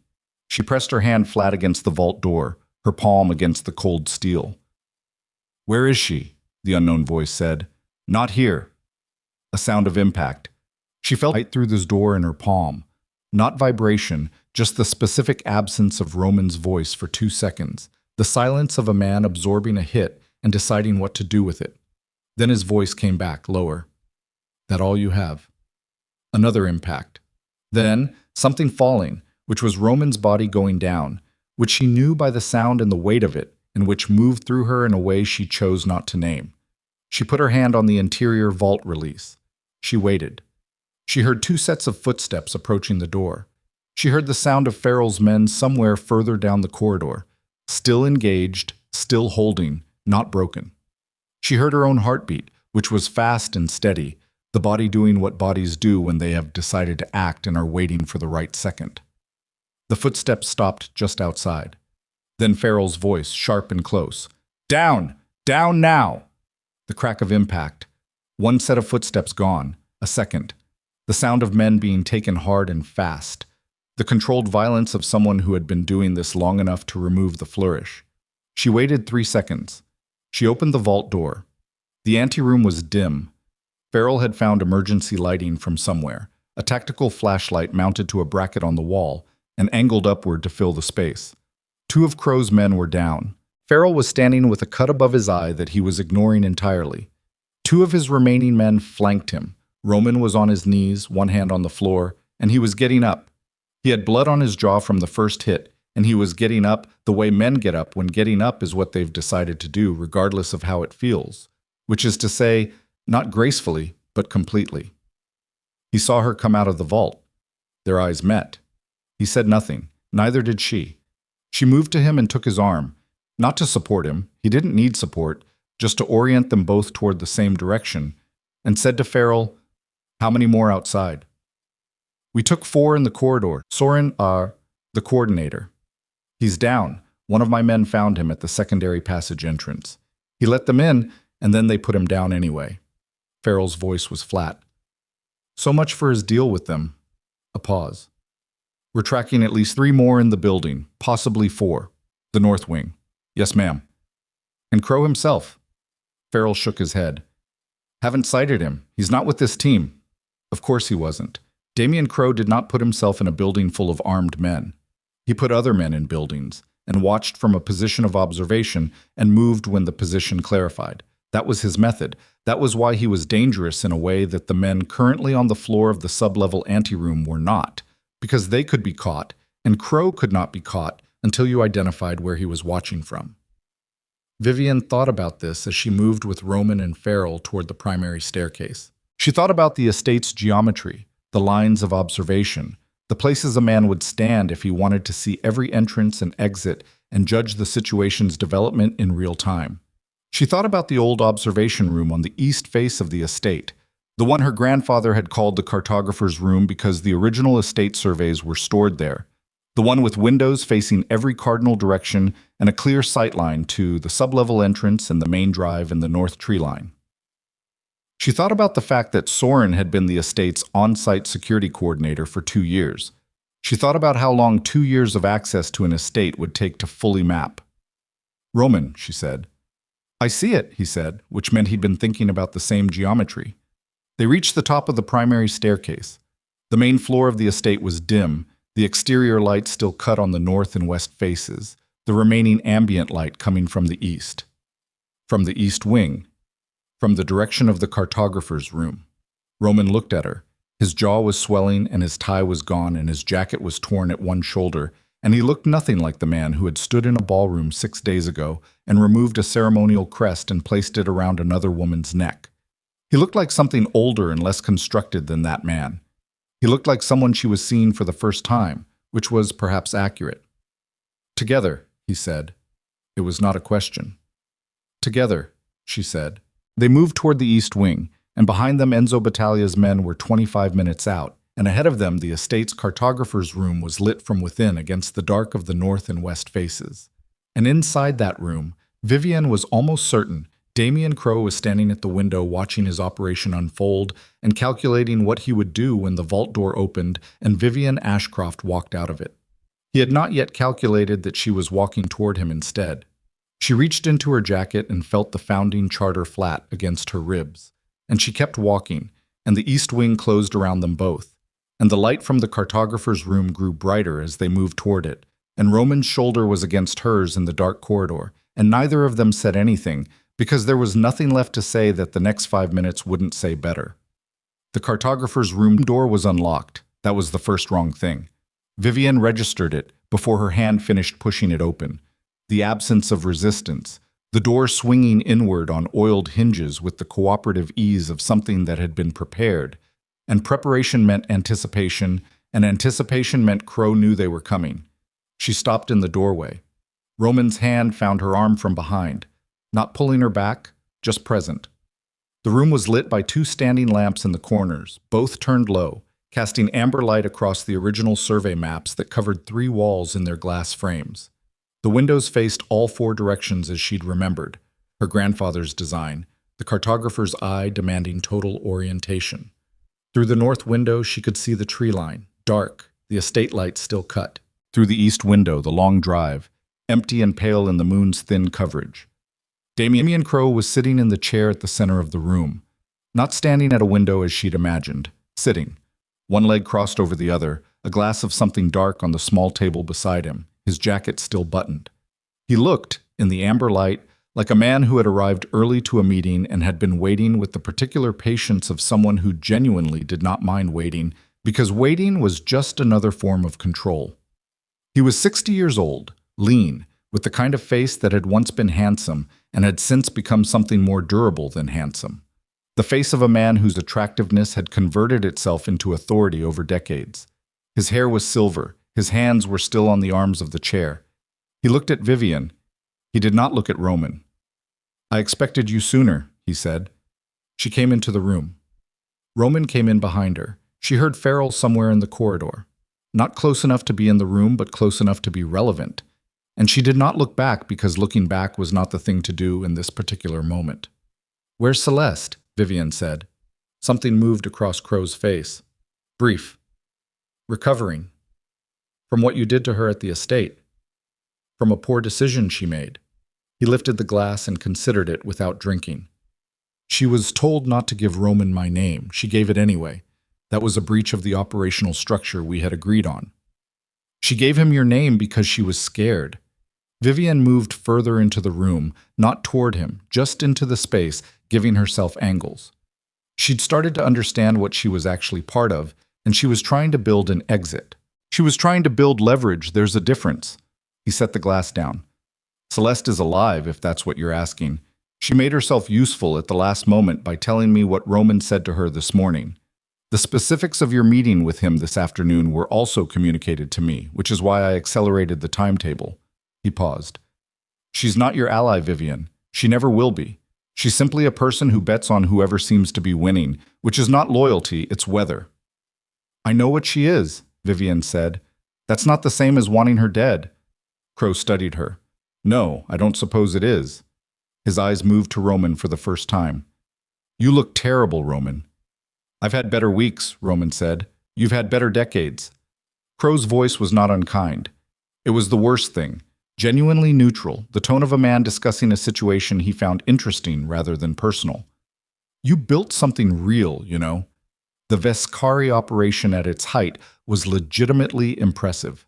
The structure, the relationships, the operational discipline, real. But you stopped paying attention about 4 years ago, maybe 5. He looked back at Vivian. You got lucky, Roman. You married someone who kept paying attention on your behalf, and you were too comfortable to notice, and that's the thing that almost cost you everything. Roman said nothing. It didn't almost cost him everything, Vivian said. It cost him some things. There's a difference. Crow looked at her. The vault. The ledger is secure. I know, my men didn't reach it. He said this without apparent frustration, which was the thing about Crow that made him genuinely difficult. He processed failure the same way he processed success, as data, and adjusted, and moved. But I've been in this room for 2 hours, Vivian. I've had time to think about my position. He stood up, unhurried. The motion of a man rising from a chair at the end of a long dinner. You have the ledger. I have the secondary succession documents from the Fen residence. Without both, neither of us can complete a legitimate transfer at the convocation. You can't use those documents, she said. They require my presence and signature to activate. Yes, which is why I'm having this conversation with you instead of not having it. He moved toward the north window and looked out at the tree line. I've spent 14 years building toward a position that would allow me to restructure the North American syndicate network. Not destroy it, restructure. The current architecture is 60 years old and it's inefficient, and it's losing ground to organizations operating with modern financial infrastructure that your grandfather's generation never anticipated. He turned from the window. I'm not a barbarian. I'm a businessman who ran out of patience with a system that refused to modernize. You used a woman as an instrument to humiliate my client publicly and isolate her from her support structure, Roman said. His voice was quiet and had edges.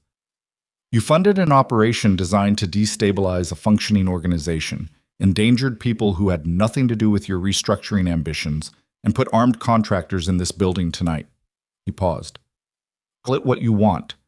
Crow looked at him with something that might, in different lighting, have been respect. Fairer than I expected from you.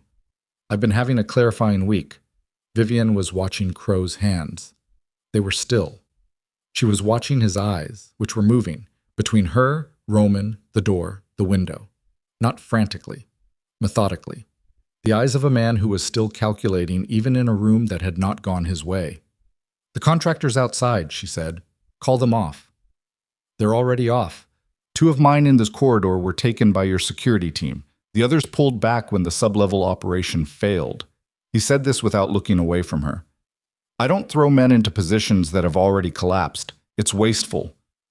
Then we're alone in this room, essentially. Then sit down, she said, and tell me about the secondary documents. Something shifted in his expression. Not surprise, but the recalibration of a man who had expected a different next move and was adjusting his picture. He sat. Vivian sat across from him. Roman remained standing, which was his choice and the right one. Standing in a room of seated people is its own kind of statement. and Roman had learned more in the last 72 hours than most men learn in years. "The documents from the Fen residence," she said. "Arturo gave them to your people because they used my name. He believed he was protecting them." "Yes. They're not originals. They're the secondary copies. The primary archive and the founding charter are elsewhere." She watched his face. "You know this." A pause. Then, "I suspected it." "The founding charter," she said, "predates the Viscari syndicate, the Moretti family's involvement with this estate, the current council structure, and every other document you've spent 14 years collecting. It establishes the Ashcroft succession rights at a level that cannot be challenged by anything you hold." She held his gaze. "I have it. I have had it for 30 years. It has been in a location you cannot access and were not aware of until this conversation." Crow was very still. "I'm telling you this," she said, "not to threaten you, because the threat is obvious, and I don't do obvious things for their own sake. I'm telling you because we are in a room at 2 in the morning with your operation in pieces on the floor, and you're a man who reads situations accurately when he allows himself to. So read this one accurately." He looked at her for a long time. The amber light was steady. Somewhere outside, distant but growing, the sound of vehicles on the estate drive. Enzo's people. Crow heard it too. She watched him hear it, a slight shift of attention toward the east window, the long drive now showing headlights through the glass, multiple vehicles moving with the specific, unhurried certainty of people who knew the property and had every right to be on it. "How many?" Crow said. "Enough." He looked at the east window for another moment.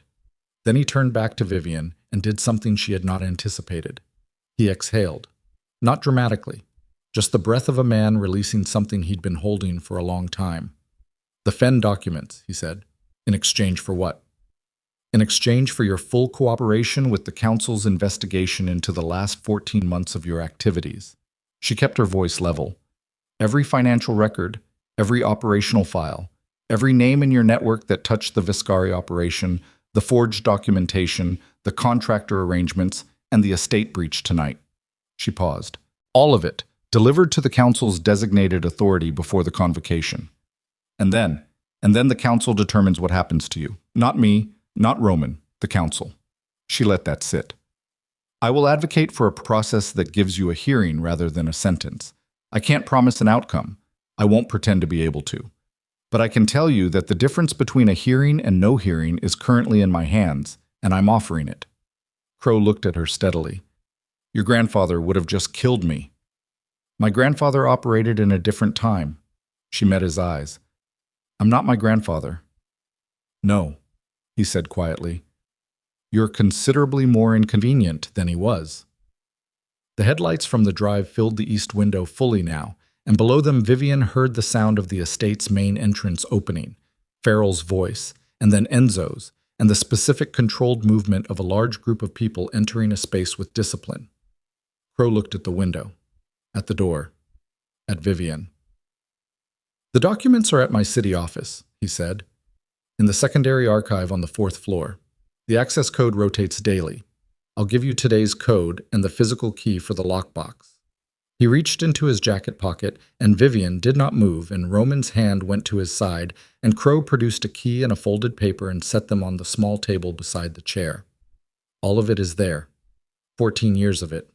I kept clean records." A pause, almost sardonic. "Old habit." She looked at the key and the paper on the table. "Roman," she said. Roman crossed the room and picked them up. The door opened. Enzo Battaglia came in first, with 2 men behind him, and he assessed the room in 3 seconds. Crow in the chair, Roman standing, Vivian across. And his face did what Enzo's face did when he'd understood a situation. It went neutral and settled. He looked at Vivian. "Get Mr. Crow a car," she said. "He'll be staying at the Halverson property until the council convenes. Make sure the property is staffed." She looked at Crow. "Comfortable but not optional." "Understood," Enzo said. Crow stood from the chair. He buttoned his jacket by reflex, the gesture of a man maintaining form when form is the only thing left. He looked at Vivian one final time, and what was in his face was complex enough that she didn't try to name it. Some combination of recognition and exhaustion, and possibly something that, in a different man, she might have called relief. The restructuring, he said. The things I identified about the current syndicate architecture. The inefficiencies. The exposure to modern financial countermeasures. He paused. I wasn't wrong about any of it. No, she said. You weren't wrong about the problems. You were wrong about the method. He nodded, once, slightly, and walked out with Enzo's men, and the room was quiet. Vivian sat in the cartographer's room for a long time after Crow was gone. Roman sat down in the chair Crow had vacated, which may have been deliberate or may have been that it was the closest seat, and he sat with his elbows on his knees and his hands together, and his face doing the complicated thing it had been doing for several days now. The swelling on his jaw had stiffened. His shirt had blood on the collar that was his own. She looked at the survey maps on the walls. Her grandfather's maps. The original Ashcroft land boundaries, drawn in ink that was a century old, the property lines of a family that had built something intended to outlast them, and had. Costa, she said. I'll deal with Costa. Fairly, she said. He was in over his head and he knew it and he couldn't find a way out. That's a human failure, not a criminal one. He betrayed the organization. He made a mistake and then made it worse by not knowing how to confess it. That's different from what Crow did. She looked at him. Deal with it fairly, Roman. He was quiet. Then, yes. The 7 compromised captains. Enzo has the names.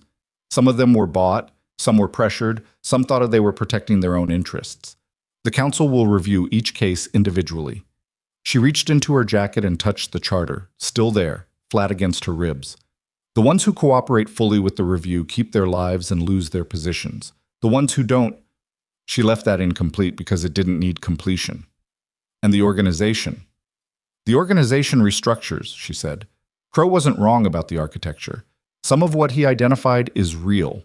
After the convocation, we'll establish a financial modernization committee. Legitimate members, transparent reporting structure. Not because Crow suggested it, because it's necessary. She looked at him. You'll chair it. Roman looked up from his hands. Not as supreme authority, she said. The council won't ratify that and I won't advocate for it. But as chair of the modernization committee, you'd have operational scope and the ability to do real work. Reconstruction work. She paused. It's not what you had before. But what you had before was built on a foundation that had cracks in it for years before Crow ever arrived. You know that. He looked at her for a long moment. You've thought about this for a while. I've thought about most things for a while. Including me. Including you. The amber light was unchanged, and the maps were unchanged. And outside the windows, the estate grounds were full of Enzo's people, securing the perimeter and loading Crow into a vehicle and doing the 100 procedural things that follow a confrontation when the confrontation ends. The ordinary machinery of consequence. The sovereign night ceremony, Roman said. The crest. She waited. I want to say that I didn't mean... He stopped, started differently. I knew it would hurt you. I told myself the organization needed to see a clear signal. I told myself it was tactical. He pressed his hands together harder. I was lying to myself. I wanted to do something that felt like freedom, and I used tactics as the excuse. Yes, she said. That's accurate. And I used Celeste to do it, which means I used her too. Whether or not Crow put her in my orbit, I used her. He looked at the floor. She deserves better than what I gave her. She does. What will happen to her? Vivian thought about this honestly. She has information about Crow's operation that the council will want. If she cooperates, she has leverage. If she's smart, and she is smart, Roman, she is, she'll cooperate fully and use the cooperation to build something new in a different direction. She paused. I'll make sure she has access to a fair process. He looked up at her. Why? Because she was used, and because being used doesn't make a person disposable. She met his eyes. And because I am not my grandfather, and I am not you, and I intend to run things the way I intend to run them. The word landed in the room and sat there. Run. Not managed, not administered. Run. Roman heard it. The convocation, he said, in 6 weeks, or sooner, if the council agrees. I'll be presenting the founding charter and the full succession documentation. The elder bosses will verify. The vote will be taken. She was matter-of-fact about this because the matter-of-fact delivery was the only one that didn't turn it into something theatrical, and theatrical was the thing she had always refused to be. The formal title is High Sovereign of the Unified Families. The last person to hold it was my grandmother. The position has been technically vacant for 40 years because my grandmother held it in name only for the last decade of her life, and no succession took place before she died. That created the gap that allowed the current informal structure to operate without legitimate oversight. And Crow saw the gap. Many people have seen the gap. Crow was the first one patient enough and resourced enough to try to fill it himself. She looked at the north window. The tree line was visible again. Enzo's team had restored the exterior lighting, and the grounds were clear and cold and ordinary in the way that crime scenes become ordinary after the people involved in them have moved on to the next task. The gap closes at the convocation. Roman stood up. He moved to the window and stood there, not with his hands in his pockets this time, but with his arms at his sides. A different posture, less armored. He looked at the grounds for a while. At the drive where the vehicles were moving, at the tree line where nothing moved. Vivian. Roman. I am sorry. He said it to the window first, then he turned. For the marriage I didn't show up for. For the ceremony in that ballroom. For 11 years of not asking. He held her gaze, and his face was not asking for anything from the apology. Not forgiveness, not reassurance, not the specific relief that apologies are sometimes designed to produce in the person offering them, rather than the person receiving them. I'm not asking you to do anything with that. I just needed to say it in a room where it counted. She absorbed it. She thought about her mother saying, "You'll understand them too well to hate them properly." She thought about how accurate that had turned out to be. She thought about 11 years of managing distance and information and the specific loneliness of knowing too much about a situation to be able to simply feel the feelings it deserved. "I hear you," she said. Not "I forgive you," not "it's fine," just "I hear you." Which was true, and which was all she had to give right now, and which she thought, looking at his face, was enough for what this moment needed. He nodded. Arturo Fenn arrived at the estate at 4 a.m. He came in Enzo's car, which had gone to collect him from the southern tree line where he'd been waiting for 2 hours with his hazard lights blinking and his hands gripping the steering wheel. He was brought into the library, Vivian's grandfather's library, the one with the numbered binders and the old smell. And he sat in the chair Vivian brought close to his, and he held her hands in both of his, and he cried. Not loudly, just the quiet unraveling of an 81-year-old man who had been afraid for 12 hours and was now in a room where he did not have to be afraid anymore. "They used your name," he said. I should have verified. Arturo." She kept her voice even and low. "The documents you held, the copies. Crow has them." He pressed his lips together. "I'm sorry." "Don't be. The documents he has are secondary copies. They have no operative value without the primary archive and my physical presence." She squeezed his hands. "He can't use them. And in 6 weeks you'll see them restored to their rightful place." He looked at her. His eyes were red-rimmed and exhausted, and behind the exhaustion was something steady. The steadiness of a man who had served the Ashcroft bloodline through 3 generations, not out of obligation, but out of a conviction that she had stopped trying to understand because some things were what they were. "Your grandmother," he said. "You look like her tonight, the way she looked when she'd made a decision that cost her something." "Did she look unhappy?" "No." He smiled slightly, the old face rearranging itself with the ease of something well-practiced. "She looked done. Done arguing with herself. Done with the debate." He released her hands and patted them once. "It's a good look on an Ashcroft woman." She sat with him until he fell asleep in the chair, which happened within 20 minutes. The body's insistence on recovery when the emergency has passed. She covered him with the throw from the sofa and left the library door open so Enzo's people could hear him. Dawn came at 5:30. Vivian was in the estate's kitchen, a room she had not been in before, a working kitchen, stainless and practical, nothing like the formal rooms of the house. Making coffee with the equipment she found by opening cabinets until she located what she needed. The coffee was strong. She made enough for several people and set it on the counter and stood with her own cup and looked at the kitchen window, where the sky was moving through the dark gray that precedes color. The particular light of very early morning that has always felt to her less like the end of night than like a clearing. Enzo found her there at 6:10. He poured coffee without being invited and stood beside her at the counter in the easy silence of two people who did not need to perform for each other.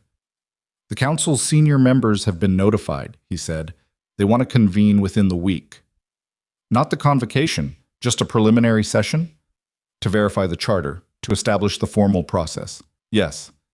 He drank his coffee. Vivian, it will be unanimous, you know that. I know the votes. She looked at the window. That doesn't make it feel like what I expected it to feel like. What did you expect? I don't know, something cleaner. She turned her cup in both hands. When you spend a long time working towards something, you imagine the moment it arrives in a certain way. And then it arrives after a firefight in a building at 2 a.m, and an 81-year-old man cries in your grandfather's chair, and it's... She stopped. It's just real, that's all. Just real. Enzo was quiet for a moment. Your grandfather said something similar. The night the original council was consolidated. He told your grandmother I thought I would feel larger. Instead, I just feel responsible. Vivian looked at him. She laughed at him, Enzo said. She said, "That's how you know you're the right person for it." The kitchen was warm and the coffee was strong, and outside the window the sky was developing color now at its eastern edge, the gray giving way to something paler, and then something faintly rose-colored, and then, slowly, the first flat light of actual morning. Roman appeared in the kitchen doorway at 6:15. He had cleaned up, changed his shirt, washed the blood from his jaw, which was visibly swollen and beginning to purple at the cheekbone. He looked at the coffee. She pushed the cup she'd poured for him across the counter without comment. Enzo looked between them and refilled his own cup and said, "I'll check on Arturo," and left. Roman picked up the coffee. They stood at the counter in the kitchen of the Moretti estate in the early morning light, and for a long time neither of them said anything. "The committee chairmanship," he said finally, "the modernization work. It's real work, not ceremonial." "I know." He drank his coffee. "I know the difference, probably better than I used to." He looked at the window. "I'd like to do it." "Good. And I'd like..." He stopped, reconsidered, started differently, which was becoming a pattern with him, this week, this starting and reconsidering, and she found that she did not mind it. "I would like to continue having this kind of conversation, the kind where we actually say the real thing." She looked at him. "I'm not asking for the marriage back," he said. "I understand that's not what this is. I'm just saying that the last 3 days of talking to you, actually talking to you, has been different from most of the conversations I've had in the last decade, and I'd like to not go back to the version where we didn't." She looked at him for a long moment, at the swollen jaw and the new shirt and the face that was working without an audience again. That quality she'd first noticed in the library 2 days ago, that was becoming, she thought, the thing she would remember most from this week, the way a man looks when he finally stops performing for a room that isn't there. "I can do that," she said. Outside the kitchen window, the estate grounds were fully lit now in the early morning, the dew on the grass and the long shadows of trees falling east in the low sun, and Enzo's cars were still on the drive, and the north perimeter was clear, and the sublevel was secured, and the black ledger was in its case in the vault, exactly where it had been for a century and a half, waiting, the way it had always waited, for the world above it to sort itself out. 6 weeks later, the council convocation was held at the Moretti estate. Every founding family sent their senior representative.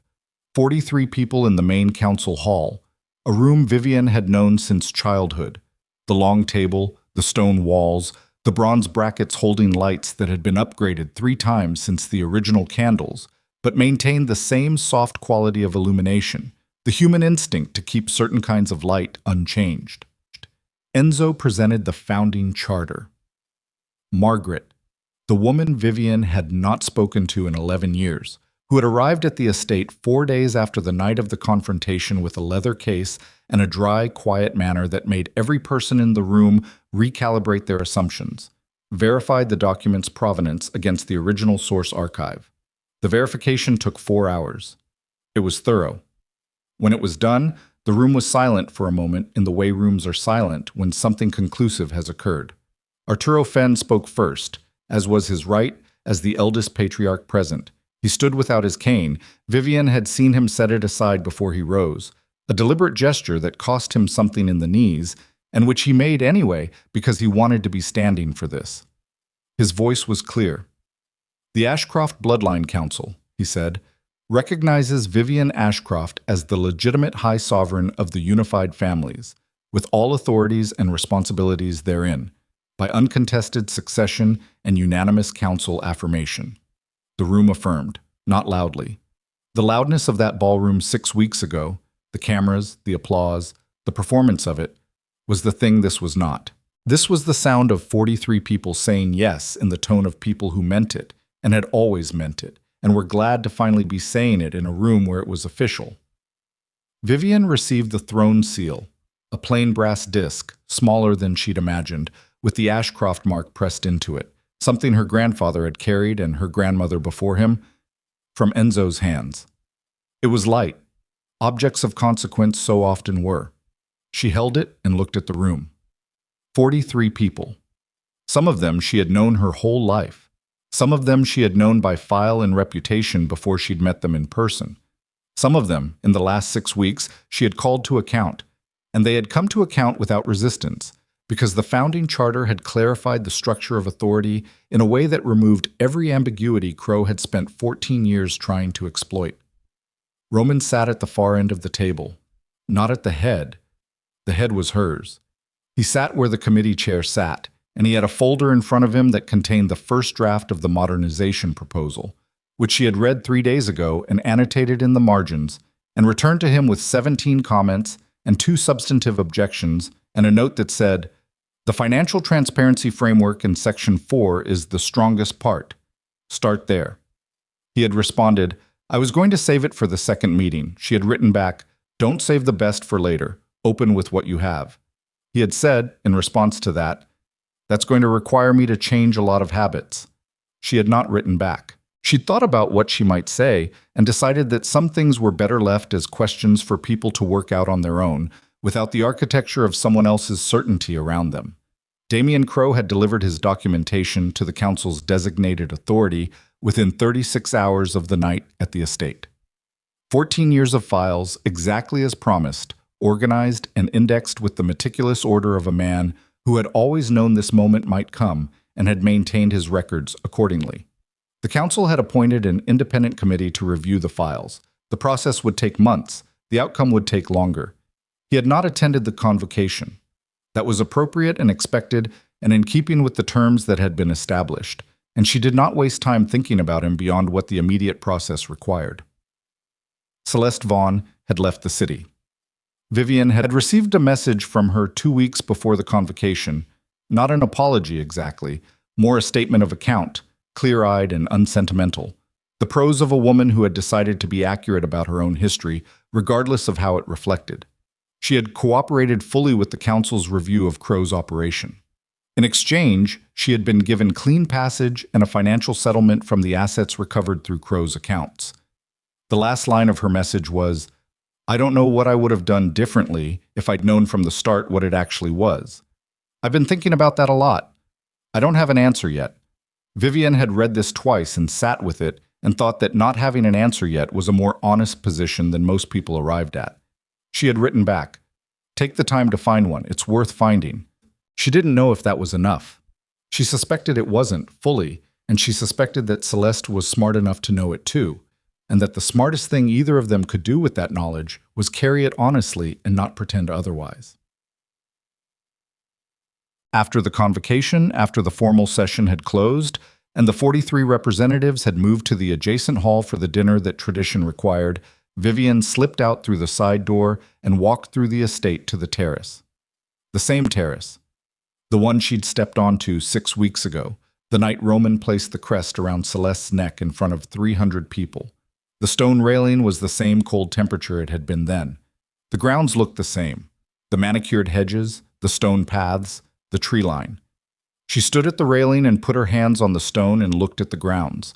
She thought about her grandfather walking here with her when she was 9 years old. She thought about the specific weight of what he'd told her on that walk. The weight of it landing on a child who was too young for it and who had spent the subsequent 35 years growing into the size of it, slowly, without a particular deadline, just the steady work of becoming the person the information required. She thought about her mother in the hospital room. the burden of knowing people too well to hate them properly. She thought about Enzo crossing the ballroom. She thought about Roman in the kitchen this morning, with his swollen jaw and his coffee and his quiet, careful. I would like to continue having this kind of conversation. She was still standing there when she heard the terrace door open. She did not turn around. "The dinner's starting," Roman said. "I know." He came to stand beside her at the railing, not close, just present, the way he'd been present in the corridor and in the dark passage and in the kitchen. A proximity that had shed the performance of what proximity used to be between them and become something simpler and less comfortable and more true. "Are you all right?" he said. She considered the question honestly.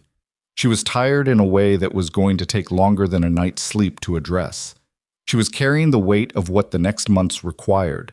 The organizational restructuring, the council oversight, the Crow review process, the 43 relationships she was now the axis of in a way that she had known was coming and had prepared for, and which was still, in the moment of its arrival, larger than preparation fully accounted for.